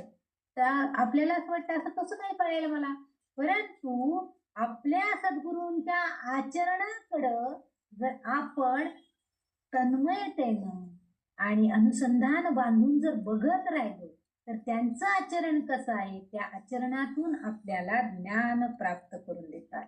म्हणजे त्यांना आपले शिष्य ते तयार, सद्गुरू आपल्या आचरणांमधून आपले शिष्यगण तयार करतात आणि गुरु आपला शिष्य तयार, जे आचरणातून शिक्षण सद्गुरू देतात आणि शब्दातून ज्ञान हे गुरु देतात. हा फरक आहे सद्गुरू आणि गुरु मधला. पण सद्गुरू मात्र काय करतात तर आपल्याला मिळालेला जो शिष्य आहे त्या शिष्याला काहीही बोध करत नाही, शब्दांनी करत नाही, पण आचरणातून त्याला आपल्यासारखं बनवायचं करतात. परिसलोहाची जी कथा आहे, परिसस्पर्शाने लोखंडाचं सोनं होतं हे खरंय, परंतु ते सोनं जर परत दुसऱ्या याला जर लावायचं म्हटलं तर ते सोनं होत नाही, ते लोखंडाचं लोखंडच राहतं. पण परीस म्हणजे जर गुरु असेल तर त्या गुरुच्या स्पर्शानं, गुरुच्याकडच्या ज्ञानानं तो शिष्य मात्र सद्गुरु सारखा होतो, सद्गुरु सारखा होतो. जे सद्गुरु सारखा असता पाठीराखा जे म्हणतात, म्हणजे त्याचा सद्गुरु सारखा पाठीराखा असेल तर तो आपल्यासारखाच करून टाकतो, आपल्या इतकाच. म्हणजे साधा जर नुसतं गुरु विचार केला तर गुरुला आपला शिष्य आपल्यापेक्षा मोठा झालेलं आवडत नाही. बऱ्याच ठिकाणी आपल्याला हे बघायला मिळतं की शिष्याचं जर वर्चस्व वाढत असेल तर गुरु त्याला, आपण ह्याच्यामध्ये बघितलेलं एकलव्याचं त्यांनी उदाहरण जर बघितलं तर त्याला कारण आपल्यापेक्षा आपला शिष्य एवढा तरबेज झालेला आहे, त्याला पटलं नाही ते, त्यांनी त्याच्याकडनं अंगठा कापून घेतला. म्हणजे आपल्यापेक्षा आपला शिष्य वर्च झालेला गुरुला खपत नाही. पण सद्गुरु मात्र तसे नसतात. सद्गुरु कारण सत आहे तिथं, जे सगळं चांगलं जे आहे ते त्या सद्गुरूमध्ये असतं. त्यामुळे ते आपल्यासारखे इतरांना करायचं बघतात, आपल्यासारखंच बनवायचं. म्हणजे कारण का तर ते आपल्यामध्ये मिसळून घेतात त्याला, म्हणजे तो आणि ही वेगळाच नाहीये असं ते सांगतात. म्हणजे अद्वैत जे म्हणतो ना आपण, तिथं द्वैत उरतच नाही. शिष्य आणि गुरु, शिष्य आणि सद्गुरू एकच, दोघंही तेवढेच तुल्यबळ आहे, दोघंही तितकेच सारखे असा अर्थ आहे. त्यामुळे इथं ह्या श्लोकामध्ये गुरुवे सर्व लोकांना दक्षिणामूर्तये नमः, म्हणजे हे दक्षिणामूर्ती जे आहेत हे काय करतायत, आपल्या सर्व लोकांना अंधकारातून प्रकाशाकडे नेतात. म्हणजे आपण पण चालतायत, आपल्याबरोबर सगळ्यांना चालायला लावतात, म्हणजे अज्ञान निघून जाते. आणि अशा त्या दक्षिणामूर्तींना माझा नमस्कार असं आचार्य म्हणतात. आपणही त्या दक्षिणामूर्तींना नमन करूया, कारण ते ज्ञान आपल्याला सुद्धा, आपल्यामध्ये जे अज्ञान आहे आपल्याला अजून पुष्कळ अध्यात्मामध्ये प्रगती करायची, पुष्कळ मिळवायचंय, पुष्कळ ज्ञान संपादन करायचंय. कुठंतरी एखादा पाण्याचं थेंब असल्यासारखं आपण अजून आहोत. तर हे करत असताना त्यांनी आपल्याला आपल्या अज्ञान अंधकारातून दूर करून, आपल्या अंधकार पार करून आपल्याला ज्ञानाच्या प्रकाशाकडे न्यायला मदत करावी, अशी त्या सद्गुरूंना म्हणजे त्या दक्षिणामूर्तींना आपणही नमन करून प्रार्थना करूया. आता पुढचं जे वर्णन म्हणजे आचार्यांनी बघा कसं केलेलं आहे, दृश्य कसं आहे ते आधी सांगितलं. म्हणजे आधीच्या 3 श्लोकांमध्ये आपण बघितलं की मौन व्याख्या असणारे गुरु आहेत, बसलेले आहेत वगैरे सांगितलं. दुसऱ्या याच्यामध्ये त्यांनी सांगितलं की ते काय करतायत, तर तिथं त्यांनी सांगितलं की तुमच्या जन्म मरणाचं दुःख नष्ट करून टाकतायत, इतकी ताकद, इतकी त्यांच्याकडं ज्ञान आहे. आता तिसऱ्या याच्यामध्ये दृश्य दाखवलं त्यांनी की युवा गुरु आहे, बुद्ध शिष्य आहेत, पण तरीही त्या आपल्या मौनातून त्यांनी सगळ्या शंकांचं समाधान त्या शिष्यांचं करतायत. चौथ्या त्यांनी काय सांगितलं की सगळ्या रोगांचं औषध असणार ज्ञान जे आहे, भवरोगावरचं ज्ञान ते आपल्या सर्व लोकांना देत आहे. म्हणजे भवरोगातून पार करण्यासाठी जे ज्ञान हवं ते ज्ञान देण्याचं काम दक्षिणामूर्ती सद्गुरू आपल्याला करतायत. हे 4थ्या श्लोकात. आता 5व्या श्लोकामध्ये आचार्य काय वर्णन करतायत, ओम नमः प्रणवार्थाय शुद्ध ज्ञानैकमूर्तये निर्मलाय प्रशांताय दक्षिणामूर्तये नमः. बघा, ओम, ओम हा जो ओंकार आहे हा कसा आहे, तर परमात्म्याचं अव्यक्त स्वरूप आहे. ओम म्हटलं की बघा आपल्याला, म्हणजे मी सुरुवातीला पण सांगितलं की आपल्या सगळ्या नाड्या ज्या आहेत, सगळ्या तंतू आपल्या मेंदूपासून पायापर्यंत ते सगळे ऊर्जावान होतात, म्हणजे सगळे पुल्लिंग पावतात. सगळ्यांमध्ये एक प्रकारची चेतना निर्माण होते. कारण ओम करताना आपण नाभीपासनं मेंदूच्या म्हणजे आपल्या ह्याच्यापर्यंत उच्चारण करायचं असतं, म्हणजे वर स्वर न्यायचा असतो. मग ते ओम म्हणताना आपल्या सर्व नाड्या एकवटल्या जातात आणि आपण सुद्धा तितकेच उच्चस्तरीय याच्यामध्ये जातो. म्हणून त्यांनी काय म्हटलेले की परमात्म्याचं अव्यक्त स्वरूप, म्हणजे तिथं आपल्याला एखाद्या जे प्रकाशमान असं जे दिसतं त्या ओमच्या स्वरूपामध्ये, आपण डोळे मिटून जेव्हा ओमचा ओंकार करतो तेव्हा आपल्याला एखादं प्रकाशाची ज्योत आपल्याला दिसते. ती जी चेतना आहे ती चेतना म्हणजे परमात्म्याचं अव्यक्त स्वरूप ते ओम मध्ये. ओम नमः प्रणवार्थाय. आता इथं त्याला नमस्कार करायचा आहे की अव्यक्त स्वरूपाला आता आपण आधीच नमस्कार करून घेतलाय. प्रणवार्थाय. प्रणवार्थाय म्हणजे काय की व्यक्त स्वरूप कोणतं आहे तर प्रणव. म्हणजे आपण जे निर्गुण निराकार असं जे खरं तर हा अव्यक्त स्वरूपामध्ये भगवान आहे, परंतु सगुण रूपामध्ये आपण त्याला आणतो. मग आपण काय करतो म्हणजे शंकरांनी ध्यानमग्न अवस्थेत मधले बसलेले आहेत, चिन्मुद्रा अवस्थेमध्ये आहेत, डोळे मिटलेले आहेत आणि पद्मासन घालून बसलेले आहेत वगैरे वगैरे असं सगळं आपण सगुण रूप त्यांचं डोळ्यासमोर आणतो. मग निर्गुण निराकार निरामय असं जे स्वरूप आहे ते ओम मध्ये आहे. पण ओम नमः प्रणवार्थाय, पण ते सगुण साकार रूपामध्ये आपण त्याला आणतो. प्रणव रूपामध्ये म्हणजे रूप सगुण रूप त्यांचं आणतोय. आणि तिथं काय करतोय आता इथं प्रणव त्यात प्र न आणि व या 3 शब्दांमध्ये त्यांनी अतिशय सुंदर अर्थ सांगितलेला आहे. प्र म्हणजे काय तर प्रपंच, म्हणजे प्रपंचामध्ये आपली पंचेंद्रिय कार्य करणारी ज्ञानेंद्रिय कर्मेंद्रिय विषय प्राणकोश हे सगळं त्या प्र शब्दामध्ये येतं. प्र म्हणजे प्रपंच, म्हणजे 5 गोष्टींचा पंच म्हणजे 5 आणि प्रपंच ह्या 5 गोष्टींचा प्रपंच आहे. कर्मेंद्रिय ज्ञानेंद्रिय आणखीन प्राणकोश पंचविषय वगैरे हे जे आहेत पंचमहाभूत वगैरे सगळी त्याच्यामध्ये येतात. आणि न जो शब्द आहे इथं न म्हणजे नाही. न हा शब्द आपण कशासाठी वापरतो, नाही या अर्थी वापरतो. आपण म्हणतो ना नन्नाचा पडा लावू नको. नन्नाचा पडा लावू नको म्हणजे काय, नाही म्हणायचं नाहीये. न लावला त्याला म्हणजे नाही असा अर्थ झाला. पण जिथं काहीच नाहीये तिथं आपण आणखीन नाही काय म्हणणार आहे, म्हणजे त्याचं स्वरूप अव्यक्त असल्यामुळं तिथं आधीच काही नाहीये. निराकार निरामय निर्गुण असं स्वरूप आहे त्याचं, निरामय येतो. मग तिथं आणखीन काय आपण न लावणार आहे, म्हणजे तो व्यक्त स्वरूपामध्ये कायम आहे असंच आपल्याला म्हणावं लागतंय. आणि व म्हणजे प्रणव जिथं काहीच नाही असं अशा त्याला माझा वंदन. प्रणव रूप म्हणजे व वंदन असं त्याला माझं नमस्कार. म्हणून प्रणवार्थाय अशा अर्थानं त्याला माझा नमस्कार असं त्यांनी म्हटलंय. ओम नमः म्हणजे अशा अर्थानं मी त्या ओंकार स्वरूप असणाऱ्या सद्गुरूंना माझा नमस्कार. शुद्ध ज्ञानैक मूर्तये, शुद्ध ज्ञानाचं रूप आहे त्यांचं. म्हणजे काय आहे हो शुद्ध ज्ञानैक मूर्तये म्हणजे काय तर शुद्ध ज्ञान आहे त्याच्यामध्ये, कुठलाही अशुद्धता ज्ञानामध्ये नाही. परिपूर्ण ज्ञानाने परिपूर्ण असणार अशी त्यांची मूर्ती आहे. पुढं आणखीन आचार्य वर्णन करतात. निर्मलाय प्रशांताय दक्षिणामूर्तये नमः.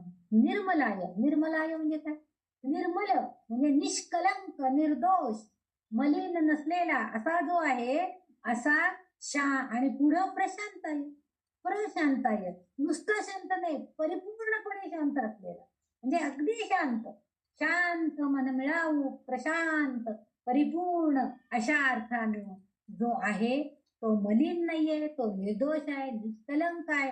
निर्मलाय प्रशांताय म्हणजे अशा त्या दक्षिणामूर्तींना माझा नमस्कार असं आचार्य आपल्याला येतो. म्हणजे बघा आता आतापर्यंत त्यांनी जे वर्णन करत आले तसं आता पुढे त्यांनी की हा जो दक्षिणामूर्तींचं रूप आहे हे कसं आहे, निर्मलाय प्रशांताय आहे, शुद्ध ज्ञानाचं रूप आहे.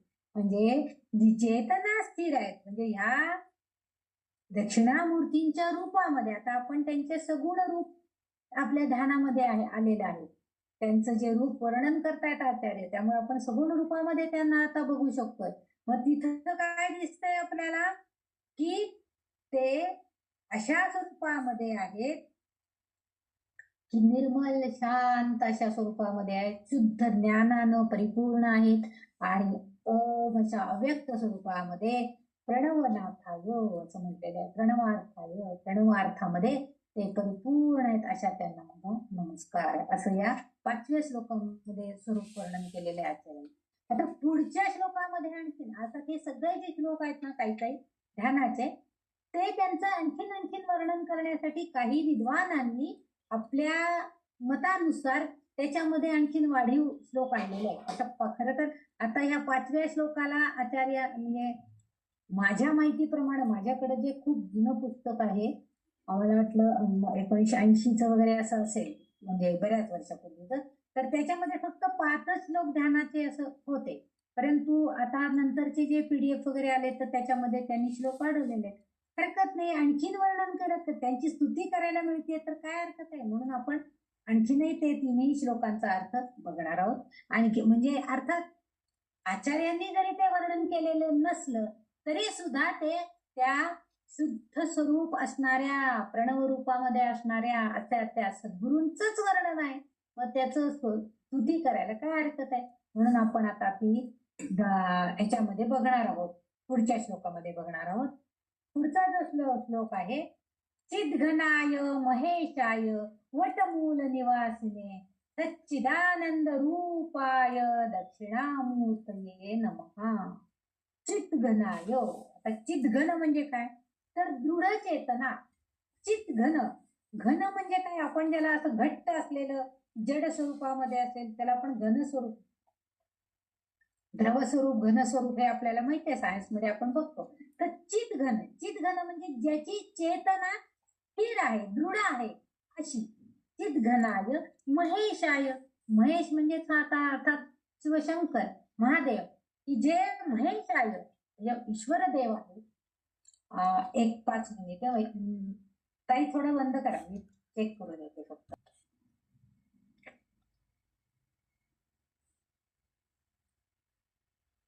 सच्चिद्घनाय महेश. महेश देव म्हणजे कोण, महान देव म्हणजे महादेव. त्या महान देवाला माझा नमस्कार. नंतर ज्याच्याकडे चेतना स्थिर झालेल्या आहेत अशा त्या महेशाला माझा नमस्कार. पुढे म्हणतायत काय, वटमूल निवासिने. आता आपल्याला माहिती आहे, पहिल्या सुरुवातीलाच आचार्यांनी वर्णन केलेलं आहे की हे दक्षिणामूर्ती कुठं आहेत बसलेले, तर त्यांचं आसन त्यांनी कुठं लावलेले, आसनस्थ झालेले आहे. कुठं तर वटवृक्षाच्या खाली.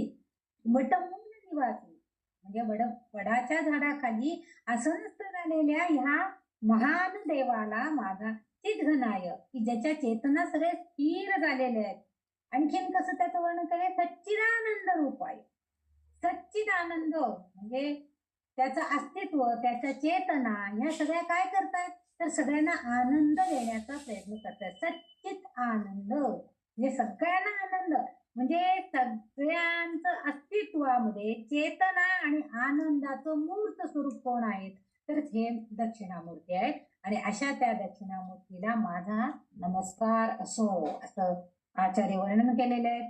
चिद्घनाय महेशाय वटमूल निवासिने सच्चिदानंद रूपाय दक्षिणामूर्तये नमः. त्याच्या चेतना स्थिर आहेत अशा त्या महान देवाला नमस्कार. वटवृक्षाच्या तळाशी राहणाऱ्या, मुळाशी बसणाऱ्या, आसनस्थ असणाऱ्या आणि ज्याचं जो सच्चिदानंद आहे म्हणजे ज्याचे अस्तित्व, ज्याची चेतना आनंद देण्यासाठी अवतार रूप इथं आलेले आहेत त्या दक्षिणामूर्तींना माझा नमस्कार, असं या 6व्या श्लोकाचं वर्णन आहे. आता 7वा श्लोक जो आपल्याला बघायचा आहे तो आहे तो तर श्लोक अतिशय सुंदर आहे. कारण ईश्वर आत्मेती मूर्तिभेद विभागिने व्योमव्याप्त देहाय दक्षिणामूर्तये नमः. ईश्वर म्हणजे देव. गुरुर आत्मेती म्हणजे गुरुच्या रूपातील आत्मा. गुरुर आत्मेती म्हणजे गुरु रूपामध्ये असणारा आत्मा. गुरुर आत्मेती मूर्तिभेद विभागने, जे ह्या दक्षिणामूर्तींच्या भेद विभागने हा गुरु, ईश्वर, आत्मा असं वेगवेगळं भेद विभागने, तर त्यामध्ये आपल्याला फरक करताच येत नाही. म्हणजे ईश्वरही तेच आहेत, गुरुही तेच आहेत आणि आत्मा सुद्धा तेच आहे. गुरुरात्मेती म्हणजे इथं आपल्याला ज्यांचं स्वरूप, ज्या दक्षिणामूर्तींचं स्वरूप कसं आहे, ईश्वर, गुरु आणि आत्मा.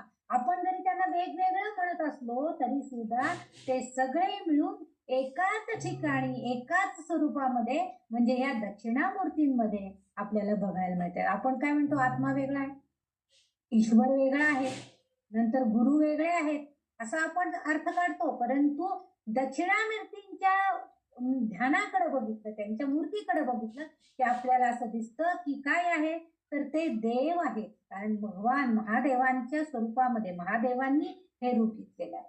नंतर ते गुरु सद्गुरु रूपामध्ये आहेत, बसलेले दिसत आहेत, कारण त्यांनी शिष्यांना तत्वज्ञानाचा बोध केलेला आहे. आणि आत्मा या स्वरूपामध्ये आहेत हे जेव्हा आपण म्हणतोय तेव्हा आत्मा म्हणजे आपल्यासारख्या साधकांच्या अंतःकरणामध्ये असणारी चेतना, ती काय आहे, ती आत्मा या स्वरूपामध्ये आहे. म्हणजे हे सगळं आपण वेगवेगळे भेद असलेलं आपल्याला जरी माहित असलं तरी सुद्धा हे सगळं मिळून एकच आहे, ते म्हणजे दक्षिणामूर्ती. ईश्वरो गुरुरात्मेती मूर्ती भेद विभागिने. कारण का आपण त्यांना एकच म्हणायचंय, तर पुढं आपल्याला आचार्य सांगतायत व्योम व्याप्त देहाय.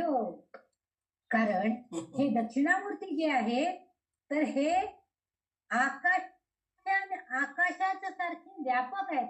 व्योम म्हणजे आकाश, व्याप्त म्हणजे व्यापलेले आहेत, देहाय म्हणजे त्यांच्या देहानी आकाशासारखं सर्व व्यापून टाकलेलं आहे, सगळ्यांना व्यापून टाकलेलं आहे. म्हणजे आध्यात्मिक आकाश, सीधा आकाश म्हणजे आपल्यासारख्या साधकांच्याकडचं आकाश, म्हणजे आपल्या आध्यात्मिक जी उन्नती चाललेली आपल्याकडचं जे ज्ञान आहे ते आकाश त्या सगळ्यांना व्यापून टाकण्याचं काम या दक्षिणामूर्तींनी केलेलं आहे. त्यांच्याकडे असणाऱ्या जे गुरुरूप, देवरूप आणि आत्मारूप हे जे आहे ते सगळ्यांनी मिळून संपूर्ण आकाश जसं व्यापलं जातं आपण बघतो आहोत, तसं त्यांनी आपल्या सारख्या साधकांच्या आध्यात्मिक आकाशामध्ये, चिदाकाशामध्ये सर्व व्यापून टाकलेलं आहे. आणि त्यामुळं व्याप्त देह आहे, आपल्यासारख्या साधकांचा देह त्या दक्षिणामूर्तींच्या आध्यात्मिक आकाशानं व्यापून टाकलेला आहे. त्यामुळे काय होतंय, आपल्याला ते ज्ञान प्राप्त करून घेता येते. अशा त्या दक्षिणामूर्तींना नमन. येथे दक्षिणामूर्तींचं रूप गुरु आत्मा असे वेगवेगळे वाटू शकते, पण प्रत्यक्षात ते सर्व एकच आहे. संपूर्ण विश्वात व्यापलेल्या दक्षिणामूर्तींना माझा नमस्कार. कारण भगवंतांनी ईश्वर रूप जेव्हा घेतलेले आहे तेव्हा संपूर्ण जग म्हणजे जीव, जगत आणि जगदीश असं जे स्वरूप आपण बघतो, म्हणजे आपल्यासारख्यांचे जीव, साधकाचे जीव, जगत हे संपूर्ण विश्व आणि जगदीश ह्या सगळ्याचा परिपालन करणारा, पालन करणारा, निर्मिती करणारा, लय करणारा, संपूर्णपणे विश्वाची जबाबदारी घेणारा जर कोण असेल तर तो म्हणजे जगदीश आहे. आणि तो जगदीश म्हणजेच हे सद्गुरु दक्षिणामूर्ती गुरु आहेत असं वर्णन इथं आपल्याला आचार्य करताना दिसतात. अशा त्या दक्षिणामूर्ती म्हणजे दक्षिणामूर्ती गुरुरूपामध्ये आहेत. आणि गुरु असे असतात की ते सगळ्या याला व्यापून टाकणारे असतात. आपल्या शिष्याच्या सर्व शंका नाहीशा करून त्यांच्या संपूर्ण देहाला, आता मी मगाशी सांगितलं की सद्गुरू काय करतायत, तर आपल्यासारखं आपल्या शिष्याला बनवायचा प्रयत्न करतायत.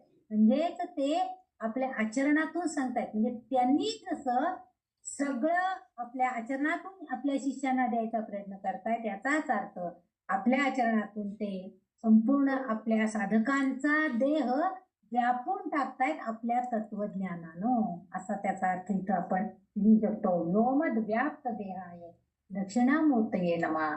आता आपण त्यांना नमस्कार करूया. नंतर पुढचं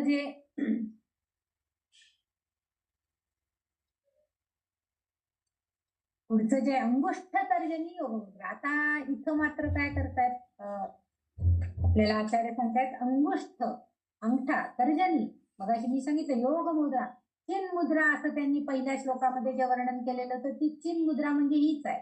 म्हणजे तर्जनी अंगठा आणि अंगठ्या शेजारचं बोट यांनी म्हणजे जीवाशिवाचं ऐक्य हे जे आपण म्हणतोय ते अंगुष्ठ तर्जनी योग मुद्रा व्याजेन योगिना. जे योगी लोक असतात ते काय करतात, तर अशा तऱ्हेची योग मुद्रेमध्ये आपलं योगाचं ज्ञान वाढवण्यासाठी सतत अभ्यासात गर्क असतात. अंगुष्ठ तर्जनी योग मुद्रा म्हणजे अशा योगामध्ये, अशा मुद्रेमध्ये योगिनाम सगळे योगी लोक बसलेले असतात. म्हणजे अव्याज म्हणजे सतत त्याच्यामध्ये कधीही खंड नाही अशा स्वरूपामध्ये अखंडपणे ते त्या योग मुद्रेमध्ये ध्यानस्थ असतात. श्रुत्यर्थम ब्रह्म जीवैक्यम दर्शयन योगता शिवहा. आता त्यांनी थोडस सांगितलंय की म्हणजे श्रुत्यर्थम म्हणजे काय? ब्रह्म जीवैक्य दर्शन, हे तूच परमात्मा आहेस. त्यांनी सांगितलं की तू एक परमात्मा आहेस. अव्याज म्हणजे कोणताही फायदा नाहीये त्याच्यामध्ये, परंतु अखंडपणे ते योग मुद्रेमध्ये आहे. आणि योगी मनुष्य जो असतो तो ब्रह्म प्रत्येक जीवात्म्यात म्हणजे प्रत्येक जीवामध्ये आत्मा आहेच. आपण म्हणतो जीवैक्य, प्रत्येक एक एक जीवामध्ये ब्रह्म आहे. म्हणजे आपल्या प्रत्येकाच्या, आपण म्हणतो ना, प्रत्येकाच्या हृदयात राम आहे, परमात्मा आहे, असं आपण प्रत्येकाला सांगत असतो. काही जण म्हणतात हो राम राम, पूर्वीच्या काळी राम राम म्हणायची पद्धत होती. का? तर तुमच्या हृदयात असणाऱ्या रामाला माझ्या हृदयस्थ असणाऱ्या रामानी नमस्कार, किंवा आपण नमस्कार करायचा म्हणजे त्या रामाला करायचंय. प्रत्यक्ष ती व्यक्ती किती चांगली आहे वाईट आहे ही गोष्ट फार दुरापास्त आहे, पण प्रत्यक्ष त्या देहामध्ये असणारा जो आत्मा राम आहे त्याला आपण नमस्कार करत असतो पूर्वीपासून. तसं इथं सांगताय श्रुत्यर्थम असं ऐकलं जाते, असं म्हटलं जाते. अशा श्रुती वेदांमध्ये आपल्याला सांगितलं गेले की ब्रह्मजीवैक्य दर्शयन योगता शिवहा. म्हणजे काय करतायत? तर हे दक्षिणामूर्ती आपल्याला काय करतायत? दर्शन. आता इथं दर्शय शब्द आले, दर्शन न नाहीये. दर्शय म्हणजे काय? मार्गदर्शन. याचा अर्थ आहे मार्गदर्शन करतायत. काय करतायत? योग्य म्हणजे सदाशिव योग्य रीतीने आपल्याला मार्गदर्शन करतायत. कशाचं?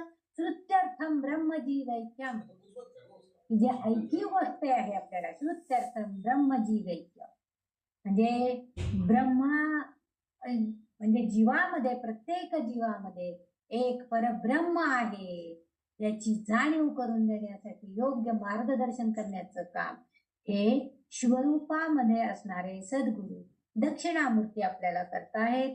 आणि काय कसं केव्हा करतायत? तर जेव्हा योगी लोक म्हणजे ज्यांना ज्ञान करून घ्यायचं आहे, म्हणजे जेव्हा आपल्या तर्जनी आणि जीवात्मा म्हणजे अंगुष्ठा, तर्जनी म्हणजे जीवात्मा आणि अंगठा म्हणजे परमात्मा म्हणजे जीव शिव यांचं ऐक्य झालं, त्यावेळेस आपल्या तीन बाकीची राहिलेली बोटं काय होतात? आपोआप बाजूला राहतात. तीन बोटं आपण हे दोन मिळवले की राहिलेली तीन बाजूला जातात.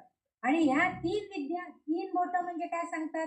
तर अविद्या, काम ह्यांचं प्रतीक असलेलं दिसतात. म्हणजे आपल्यामध्ये असणारी अज्ञान म्हणजे अविद्या, आपली काम आणि कर्म याचं प्रतीक म्हणजे हे तीन आहेत. म्हणजे आपल्यामध्ये असणारे विषय विकार, आपल्यामध्ये असणारे अज्ञान, आपल्यामध्ये असणारे कर्मविपाक, हे सगळं जे आहे हे आपले राहिलेले तीन बोट आहेत.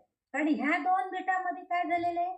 जीवाचा आणि जीवात्म्याचा आणि परमात्म्याचं मिलन झालेलं आहे. म्हणजे तिथं ब्रह्मैक्य झालेलं आहे. परंतु बाकीचे तीन बोट काय करतायत? ते त्याच्यापासून दूर जात आहेत. बघा, असं आपण जेव्हा मिळवतो अंगठा आणि तर्जनी, त्या बाकीचे तीन बोट लांब लांब जातात त्याच्यापासून. कारण त्यांना या जीवाशिवाचं ऐक्य मान्य नाही. कारण त्यांचा तिथे लुडबुड जर झाली तर त्यांना त्याचं तोटा निर्माण होतो किंवा त्यांना त्याचा काहीतरी म्हणजे दुःख मिळतं आणि म्हणून ते लांब लांब पळतात. म्हणून तीन बोट लांब आहेत आणि दोन बोट जवळ आलेली आपल्याला दिसतात. म्हणजे हे तीनही विकार जेव्हा दूर होतील तेव्हा काय होईल? जीव आणि ब्रह्म यांचं ऐक्य होणार आहे. आणि म्हणजे एक अर्थ ते लांब का जात आहेत? तर कदाचित ते तीन लांब गेले तर या दोघ जण कसे तरी एकत्र येऊ शकतील. पण जर समजा ते तीनही जीव दूर झाले आपल्यातनं, दुसरा अर्थ असा पण आहे की आपल्यामधून अज्ञान, कामवासना, विषय विकार हे सगळं जर आपोआप दूर गेलं तर आपोआपच तिथं जीवात्म्याचं आणि परमात्म्याचं ऐक्य होईल. काही अर्थ या श्लोकामध्ये आपल्याला बघायला मिळतो. म्हणजे योग मुद्रेमध्ये जेव्हा आपण असू तेव्हा आपल्यातील इतर विकार दूर जातील आणि जीवात्मा परमात्म्याचं ऐक्य होईल. आणि त्यासाठी योग्य मार्गदर्शन आपल्याला सदाशिव गुरु करतील, असाही अर्थ या आता होऊ शकतो. तर हे अशा तऱ्हेनं आपण हे सगळे श्लोक ध्यानाचे जे आहेत, म्हणजे अर्थात इथं काय आणखीन एक आपल्याला सांगायचंय की जीव आणि ब्रह्म आहे त्यांचं ऐक्य होतं आणि तिथंच आपल्याला ब्रह्माचा साक्षात्कार होतो. म्हणजे आत्मसाक्षात्कार म्हणून जे आपण म्हणतो मोक्ष मार्गासाठी, मुक्तीसाठी आपल्याला जो साक्षात्कार करून घ्यायचा आहे, तर ते आपल्याला ह्यासाठी म्हणून इथं आपल्याला योग मार्ग मदत करतो. त्यासाठी सदाशिव गुरु आपल्याला मार्गदर्शन करताना दिसतात. हे सर्व श्लोक जे ध्यानाचे, केवळ ध्यानाचे नाहीयेत, तर शंकराचार्यांच्या जे वेदांत आहे, तर शंकराचार्यांनी जी वेदांताची निर्मिती केली, जे भाष्य केलेलं आहे उपनिषदांवरती, बाकीच्या ब्रह्मसूत्रावरती वगैरे बरेच ठिकाणी त्यांनी जे काही ग्रंथ प्रतिकात्मक ग्रंथ लिहिलेले आहेत, त्या सगळ्यांमधून शंकराचार्यांचं जे विचार आहेत ते दक्षिणामूर्ती हे ज्ञानाची मूर्ती आहे. जे शब्द नाही आहेत, केवळ मौनाने न बोलताही बोध करतात. जे तरुण असून ते सनातन आहेत, जे चिन्मुद्रेत ज्ञानाची गूढतम ज्ञान सांगतायत आणि आत्म्यामध्ये रममाण होणारे आणि अनुग्रह भावामध्ये ते रमलेले आहे. असा थोडक्यात अर्थ या सगळ्या श्लोकांमधनं आपल्याला दिसून येतो की असे हे दक्षिणामूर्ती स्वरूप आहे. या ध्यान श्लोकामधून भगवत पादाचार्य, पूज्य पादाचार्य भगवान शंकराचार्य आपल्याला श्रवण, मनन आणि निधिध्यान, बघा मौनम सांगितलंय सगळं, म्हणजे त्या मौनामधनं श्रवण, आधी ऐका, मग ते आत्मसात करा. म्हणजे चित्रम वटतरोर मुले, त्या शिष्यांना ते सांगतायत मौनानं आणि ते शिष्य ग्रहण करतायत ते ज्ञान सगळं. मग कसं आहे, सगळं विद्यांचं ज्ञान त्यांनी सांगितलंय, निधने सर्व विद्याना, सगळ्या तत्वज्ञानाच्या सगळ्या ज्या विद्या आहेत त्या सगळ्यांचं ज्ञान त्यांच्याकडे आहे. मग ते ज्ञान ते काय करतायत, त्याचं आपण मनन करायचे. आपल्याला काय हवंय, आपल्याला काय शिकायचंय. समजा मला डॉक्टर व्हायचंय तर मी इंजिनिअरिंगचं ते स्केल बिल पट्ट्या बिट्ट्या कशाला बाळगू, काही गरज नाहीये त्याची. मला स्टेथोस्कोपच पाहिजे किंवा मला नाडी परीक्षा करायलाच यायलाच पाहिजे. म्हणजे हे ज्ञान आपण आधी श्रवण करायचंय, मग मनन करायचंय आणि निधिध्यास, मला काय शिकायचंय, मला काय मिळवायचंय याचा निधिध्यास घेतला पाहिजे. यात पूर्णपणे हे सगळं संलग्न झालेलं आपल्याला दिसतंय. आणि ह्या मौनाच्या अंतिम उत्तरात आपल्याला ते, म्हणजे मौन हे जे ते काय सांगतायत आपल्याला त्या पहिल्या श्लोकामध्ये, त्या पहिल्या श्लोकापासून शेवटच्या श्लोकांपर्यंत, तर त्या सद्गुरूंचं मौन हे जे आहे ते मौन आपल्याला असं सांगतंय की तुम्ही श्रवण करा. कुठलीही तत्वज्ञानाची गोष्ट असेल तर ती चांगल्या प्रकारे श्रवणाद्वारे तुम्ही ती मन आत्मसात करा. मग त्याच्यावरती मनन चिंतन करा आणि मग त्याच्यातनं आपल्याला काय मिळवायचं आहे, म्हणजे आपल्याला जो मुक्तीचा मार्ग मिळवायचा आहे त्याचा निधिध्यास घ्या. म्हणजे निधिध्यास म्हणजे सदैव ध्यास घ्या त्यात की मला मुक्ती मिळवायची, मला मोक्ष मिळवायचा. तर त्यासाठी मी काय करायला पाहिजे, तर ध्यान करायला पाहिजे किंवा ध्यान साधना किंवा परमेश्वराचं नामस्मरण किंवा साधना करायची. हे जे सगळं आहे हे याच्यातनं तुम्ही शिका, असं जणू काही आचार्य आपल्याला सांगतायत. म्हणजे एकात्म एक संलग्न असं त्यांनी हे ध्यानाचे 8 श्लोक आपल्याला इथे दिलेले आहेत. आणि याच्यातून आपण श्रवण, मनन आणि निधिध्यास करून संलग्नपणे तत्वज्ञान मिळवण्याचे प्रयत्न करायचा आहे. आणि हेच त्या दक्षिणामूर्तींचं जे मौन आहे ते मौन अंतिम उत्तरात आपल्याला घेऊन जा. अंतिम उत्तर म्हणजेच आपलं मुक्ती. मग अंतिम उत्तर कोणतं आहे या सगळ्याचं, तर मौन आपल्याला मुक्तीच्या मार्गापर्यंत, कारण शेवटच्या श्लोकामध्ये त्यांनी सदाशिव गुरु आपल्याला योग्य मार्गदर्शन करतायत. आणि योग मार्गदर्शन योगता किंवा योग्य काय आहे त्याचं आपल्याला मार्गदर्शन करतात. आणि मुक्तीचा मार्ग हाच योग मार्ग आहे हे जणू दक्षिणामूर्ती आपल्याला सांगतायत, असं आचार्यांच्या मतानं त्यांनी आपल्याला सांगितलेलं आहे. हे झाले सगळे ध्यान श्लोकाचे. आता पुढं जे आहे ते खऱ्या अर्थानं दक्षिणामूर्ती अष्टकम आहे. म्हणजे इथं आतापर्यंत त्यांचं स्वरूप कसं आहे, त्याची स्थिती, त्याचं वर्णन आचार्यांनी केलेलं आहे. आणि आता पुढचे जे अष्टक म्हणून जे आहे, दक्षिणामूर्ती अष्टकम म्हटलेलं आहे त्याला, काही काही ठिकाणी दक्षिणामूर्ती स्तोत्र म्हटलेलं आहे. तर ते जे स्तोत्र आहे त्याच्यामध्ये सुद्धा 10 श्लोक आहेत आणि ते प्रत्येक श्लोकामध्ये अतिशय गूढार्थ भरलेला आहे. आपण तो समजून घेण्याचा प्रयत्न करू. माझ्या यथामती यथा ज्ञानानुसार कुवतीनुसार मी आपल्याला ते सांगण्याचा तेव्हाही प्रयत्न करेन. आताही मला जे समजलं ध्यान रूपामधलं ते मी सर्व आपणाला सांगायचा प्रयत्न केलेला आहे. आपण सगळ्या जणींनी शांतपणाने ऐकून घेतलं. जे काय त्याच्यातनं न्यून राहिलेलं असेल, खूपच राहिलेलं असणार आहे याची मला पूर्ण कल्पना आहे. पण जे राहिलेलं असेल ते सगळं माझं आहे. जे काही चांगलं असेल, जे काही तुम्हाला कळण्यासारखं कळलं असेल तर ते तुमच्यासाठी पण चांगलं आहे आणि माझ्यासाठी पण चांगलं आहे. आपण सगळे मिळून मुक्तीच्या मार्गासाठी त्या दक्षिणामूर्तीच्या ध्यानाला वंदन करून आम्हाला मुक्तीचं योग्य मार्गदर्शन व्हावं ही अपेक्षा आता ह्या जीवनामध्ये आपण त्यांच्याकडे करूया. कारण आता आपण बऱ्याच जणी, काही जणी लहान आहेत पण काही जणी तरी जर ज्येष्ठ नागरिक आहेत, म्हणजे काठीच्या पुढं, म्हणजे आता हे बरंचसं आपलं बोनस लाईफ आपल्याकडे आहे. तर या उत्तरार्धामध्ये जीवनाच्या आपण त्यांच्याकडे हेच मागूया की मोक्ष मार्ग, आध्यात्मिक मार्गामधली योग्य वाटचाल करण्यासाठी मार्गदर्शन तुम्ही आम्हाला करा, हीच प्रार्थना करून आज इथंच आपण विराम घेऊ. धन्यवाद. जय गुरुदेव, जय गुरुदेव.